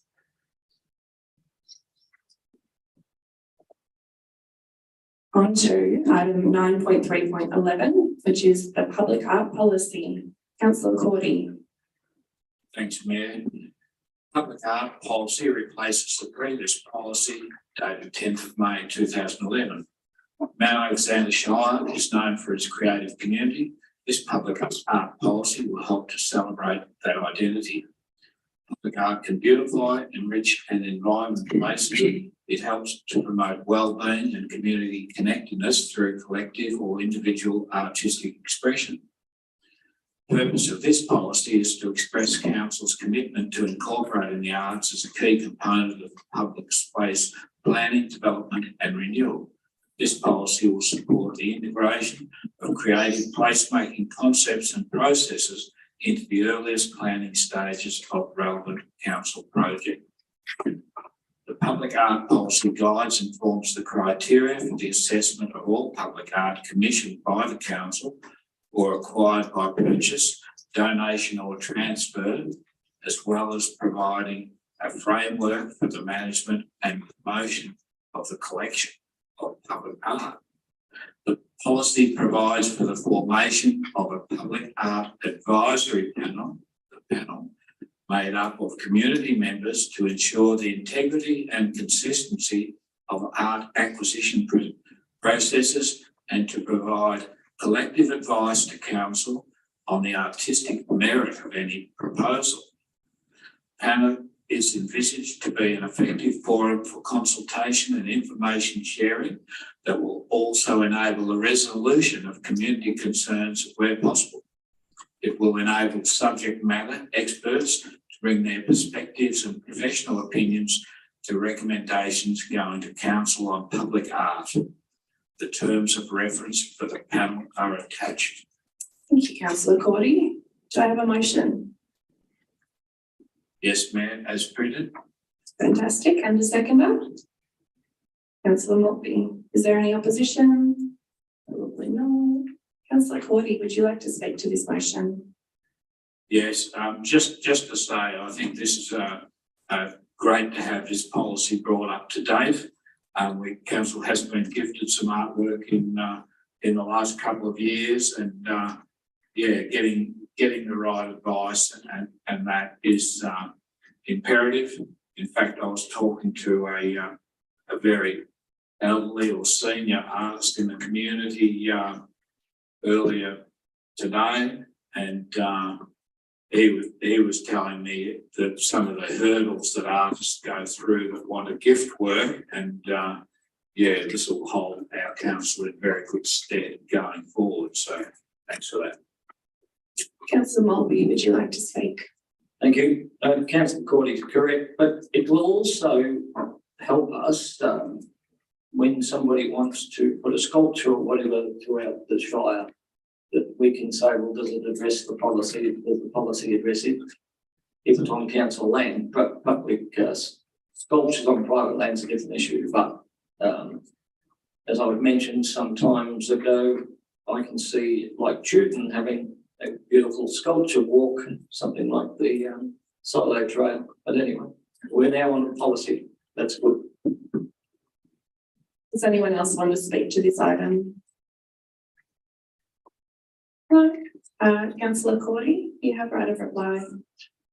Yes, thank you, Mayor. I just look forward to seeing who pops up in our community to be involved, because it'll be a really interesting group. So see what happens comes from that in the new year. Thank you. Thank you, councillors. I'll now put the motion. All in favour? That is unanimous. Motion carried. And we are on to 9.3.12, which is making space. Councillor Gardner, would you introduce this item, please? Thanks, Mayor. At the meeting of council on 27 July 2021, council approved the extension of the Making Space program for 12 months until 1st of October 2022. Informed by the success of the program, council office recommends the extension of the permits for parkers for a further 12 months until 31st October 2023. Do I have a motion? I'd like to move the motion as printed. And a seconder? Councillor McClure? Any opposition? No. Councillor Gardner, would you speak to your motion, please? Just briefly, I mean, these artworks that you call, or people better off known, were around COVID, in response to COVID, for better public spaces that around town that people could use. And I know the Melbourne Bank Corner is one of those. They're pretty popular. They're very popular places to sit outside, particularly in summer. Hopefully we'll get some sun soon to make it even better. So yeah, a good thing. And this motion also, instead of needing to come back to council in the future, delegates to the pre-construction and development. And hopefully some of them will become more permanent. And if other cafes, restaurants, whatever, want to have similar outdoor space, they can probably contact the council and work with them on that as well. Councillor McClure. Some work with some people there. I recall that as a commitment. This is a great, it has been a great initiative by council. I think a very successful one. I know when you look at the support that it's had around the community, 86% supported more parklets, 93% wanted more bespoke furniture. We've had 77 additional seats around the communities, new streets, benches and tables, which look fantastic. I know Malden looks fantastic. There's some areas around Castlemaine now that have been well used with these facilities. Unfortunately, we lost our great space down here in the car park that's now bare and looking terrible, and I'm sure we'll be I hope at some stage we can do something with that again. We bring it back into a community space, but these are great initiatives and I commend the people involved in getting it up and going. So it's great. Pleasure to support. Would anyone else like to speak to this item? Councillor Driscoll. Thanks, Mayor. The public spaces have generated positive social, economic and cultural environmental outcomes and contributed to our healthy, happy and resilient communities. They filled a gap in the created space, created places of greater vibrancy in our public realm and are enjoyed by the community. And also the businesses alike have shown a great deal of positive sentiment towards this. So I think it's a great initiative and I support it very much. Thank you. Does anyone else wish to speak to this item? Councillor Maltby. There's no doubt that they've added to the character of the community and it makes having a cup of coffee more comfortable. There you go. Would anyone else like to speak to this item? No, Councillor Gardner, you've got right of reply. Good, thanks, mate. All right, I will then put the motion, all in favour. That is all of us, unanimous, item carried. And I'll just chuck my little bit in here too. I love the parklets, I think they're beautiful. And I'm also really excited that we've got such a great relationship with a couple of the local men's sheds who are making the furniture. And it's really nice, it's really quality furniture and I love using it. It's nice to sit outside. In fact, I requested that I have a little parklet at the back of this room because I get a bit antsy when I sit inside for long periods of time. So I now have my own little table, which I hope people will join me at sometime when we do get some sun, obviously. Where's the mayoral table? The main table is through the secret door. Okay, I'll look forward to seeing it. Thanks. All right. Where are we? Not right. All right, we're on to item 10, which is delegates reports. Councillors, does anyone have a delegates report they would like to share? Councillor Cordy. Thanks, Mayor. Just to note that I've been busy the last few nights. I've attended carols at Castlemaine and Harcourt. The carols at Castlemaine held in Victory Park, and I'd just like to congratulate the Rotary and Lions, our very valued service clubs, for their role in the event, but also the performers. They were all fantastic. And the carols at Harcourt on Sunday, run by the Progress Association, and the people I spoke to there were extremely appreciative of council's funding contribution for those events. And just to finish off, I'd just like to send a shout out to Thompson's Foundry Band. They've been very busy but do an excellent job. So we're very fortunate to have bands like that. Thank you. Does any other councillor wish to share a delegates report? Councillor Driscoll. Well, thanks, Mayor. A couple of weeks ago, I attended the flood recovery public meeting in Newstead, along with the Mayor, Councillor Henderson, myself, Lisa Knight, Director Lisa Knight, Director Michael Lanier, plus several other staff members. And we had a set plan to work through, which we went through. But then what happened is a change of plan that the community said they want to know about primarily about the levy. So things were changed and we answered those questions, and the feedback I got from the community was fantastic. So we filled the gap there. It went for quite a while. All questions were exhausted. So I want to thank Director Anita for that, because it was put on the spot there, but I think he did a fabulous job, and the feedback I got was great. So thank you for that. I attended the Solomon Islands Community Lunch, which was a couple of Sundays ago, and that was basically us, Castlemaine community, saying thank you to the Solomon Islands community on both sides. Did some thanks and some singing and some dancing, which was pretty fabulous, and everyone shared a meal. So I thought that was a good thing to do. We tried to do it a while ago apparently, but because of COVID and things that didn't happen. So I think that was well regarded.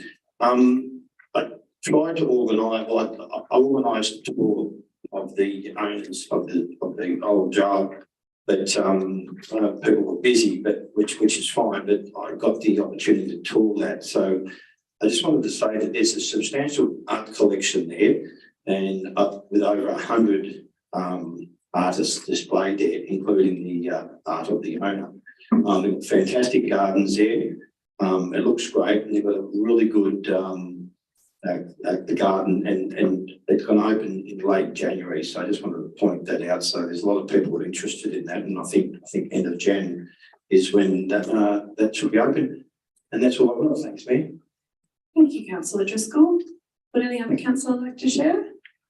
Councillor McClure. I just want to add, I and Councillor Malcolm, I attended the information night at the Kelly Street Community Hall. I was extremely impressed by the number of agencies that were represented at that meeting. I mean, I didn't count them, but I probably should have done 15 or 20, 12, 15, I don't know. But it was I thought it was great. It was a pity it wasn't well supported. Again, the meeting was a little bit hijacked from people wanting to know about flood levies and when they were going to be built. But again, Michael did a great job in answering all the questions that were put in front of him. And so look, it was a good night, and I thought it gave everybody in the community an opportunity to touch base if they were having issues with flood damage. We cancelled. I could help in any way. There were insurance people there. It really was a well organised night. So I want to commend Councillor Director Knight and Director Anir for putting that event together. So I really thought it was well done. Thank you. Does anyone else have a delegate's report to share? It's Christmas next week, so just everyone Merry Christmas. Thanks, councillor Gardner.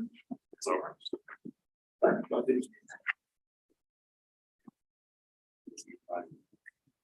The CEO is going to go first. You may. So as always, councillors, you have our report on where we've been over the last month or so, which particular meetings we've been going to.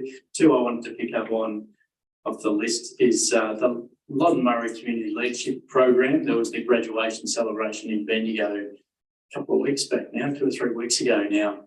Fantastic event. There was around 20 graduates from the program for the 2022 year. They're graduates, people out of the community from across the entire Loddon Murray region.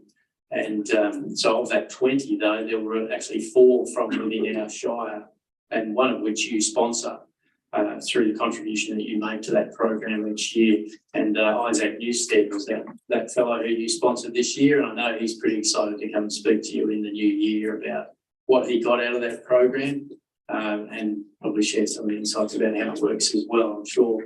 But it's a fantastic program, been going for a very long time, and helping a lot of people to really, I think they would say, reach their full potential as leaders in the community. Notwithstanding that every one of them that I've met is already a fantastic leader in their community, it's just helping them to even go a step further. An impressive group of people, that's for sure. So it was a real pleasure to be there and see Isaac graduate along with 3 other people from our shire, as well as all of the other people for that program. The other one I was going to mention was the meeting that myself and our new Manager of Governance and Risk had with, which is Leanne over here, as you know. We had online with a group called Our Community, who have a program. It's called Local Support for Women Leading Locally program. And what it's about is trying to encourage more women to get involved in the 2024 council elections process. We've got some great stuff in trying to promote the opportunity that's there to more people, obviously particularly women, and to really try and dispel some of the things that people might think are barriers to getting involved in council life. So we'll be working with them closely in the new year and trying to promote as much of the great information they have about the opportunity to be a councillor in the lead up to the next election. And hopefully we'll get more people like yourself showing, getting an interest in it there. Nice. I know you're aware of that program, but wanted to do it anyway in your time. So thank you. Do you have to answer any questions otherwise? Does anyone have any questions for the CEO? All right, then I shall go. I've been mayor for just over a month, and it has been a lot. I've done quite a lot. I won't tell you about it all because otherwise we'll be here forever. But a couple that I'd like to pick up on. And I guess one of the first things that I really did in my mayoral capacity was I was at the Youth Awards, which was a while ago now. And it was amazing. I had such a good time celebrating our young people. They're incredible. I was not incredible when I was a young person, so it's even more amazing to me when young people are as driven and switched on and engaged as they are and achieving things. It was really special to be a part of. I really enjoyed that. Another one that I went along to, which was amazing, was the Castlemaine Christmas Street Party a couple of Fridays ago. And it was lovely. It was down outside of the market building, just in the street there. The street was fenced off at both sides, so the middle bit was safe, and there was ice cream and there was music from the Pride Choir and others, and Santa came. Lots of kids writing letters to Santa, lots of entertainment for them. Someone told me it was too child focused, which I never think is a bad thing, but I have children who actually couldn't come, which was a bit of a shame, but the children who were there were having an amazing time. And the last thing I did that was pretty exciting was go down to Melbourne, which I rarely get to do anymore, to the Municipal Association of Victoria's Mayor Induction and Networking event. So I got to go down and meet a bunch of other mayors and deputy mayors from all around Victoria. Some of them I've met before, either online or in person, but lots of them were really new to me, especially I met a couple of mayors kind of from our neighbouring shires, both of whom are younger women like me. And it was just nice to meet other people and to be in a room with lots of other people who kind of get it. I know I find it very hard to explain what council life is like to people not involved, and I know we're really great support for each other, but it was nice to meet people from other councils and to realise that everyone is having the same issues that we have, and kind of get some of their creative ideas of how they're approaching things, as well as realise that we're ahead of the game on a lot of things, and we're really functional as a group of people, and that's something that was really nice. It was also really heartening because more than half of the people in that room, I think for the first time I've ever been to a local government event, were women, and that was really special. It was noticeable how many female mayors there were, and there was just a nice vibe in the room for us. We took lots of group photos, and it was just special. So that was lovely. I'm really glad I did it. I also learned some things. I didn't just network. I also learned some things. So it's pretty special. All right, that's it for delegates' reports. Item 11, notices of motion, nil. 12, urgent special business, nil. 13, confidential items, nil. And just before we get to item 14, this is our last meeting for the year. We're all having a break. Well, we're all having a break. I'm not sure about council officers, but I know council obviously will be closed for the big days. We don't come back to a meeting until February. We start our briefings and our meetings again at the beginning of February. I know a few of us are going away. Yeah, it's been a big year, and I guess just reflecting on it all, I want to thank everyone really for their support, and you know, it's been a massive year, especially this last little bit. And I hope everyone has a really safe and happy holiday period, and we'll see you in the new year. Item 14, meeting close.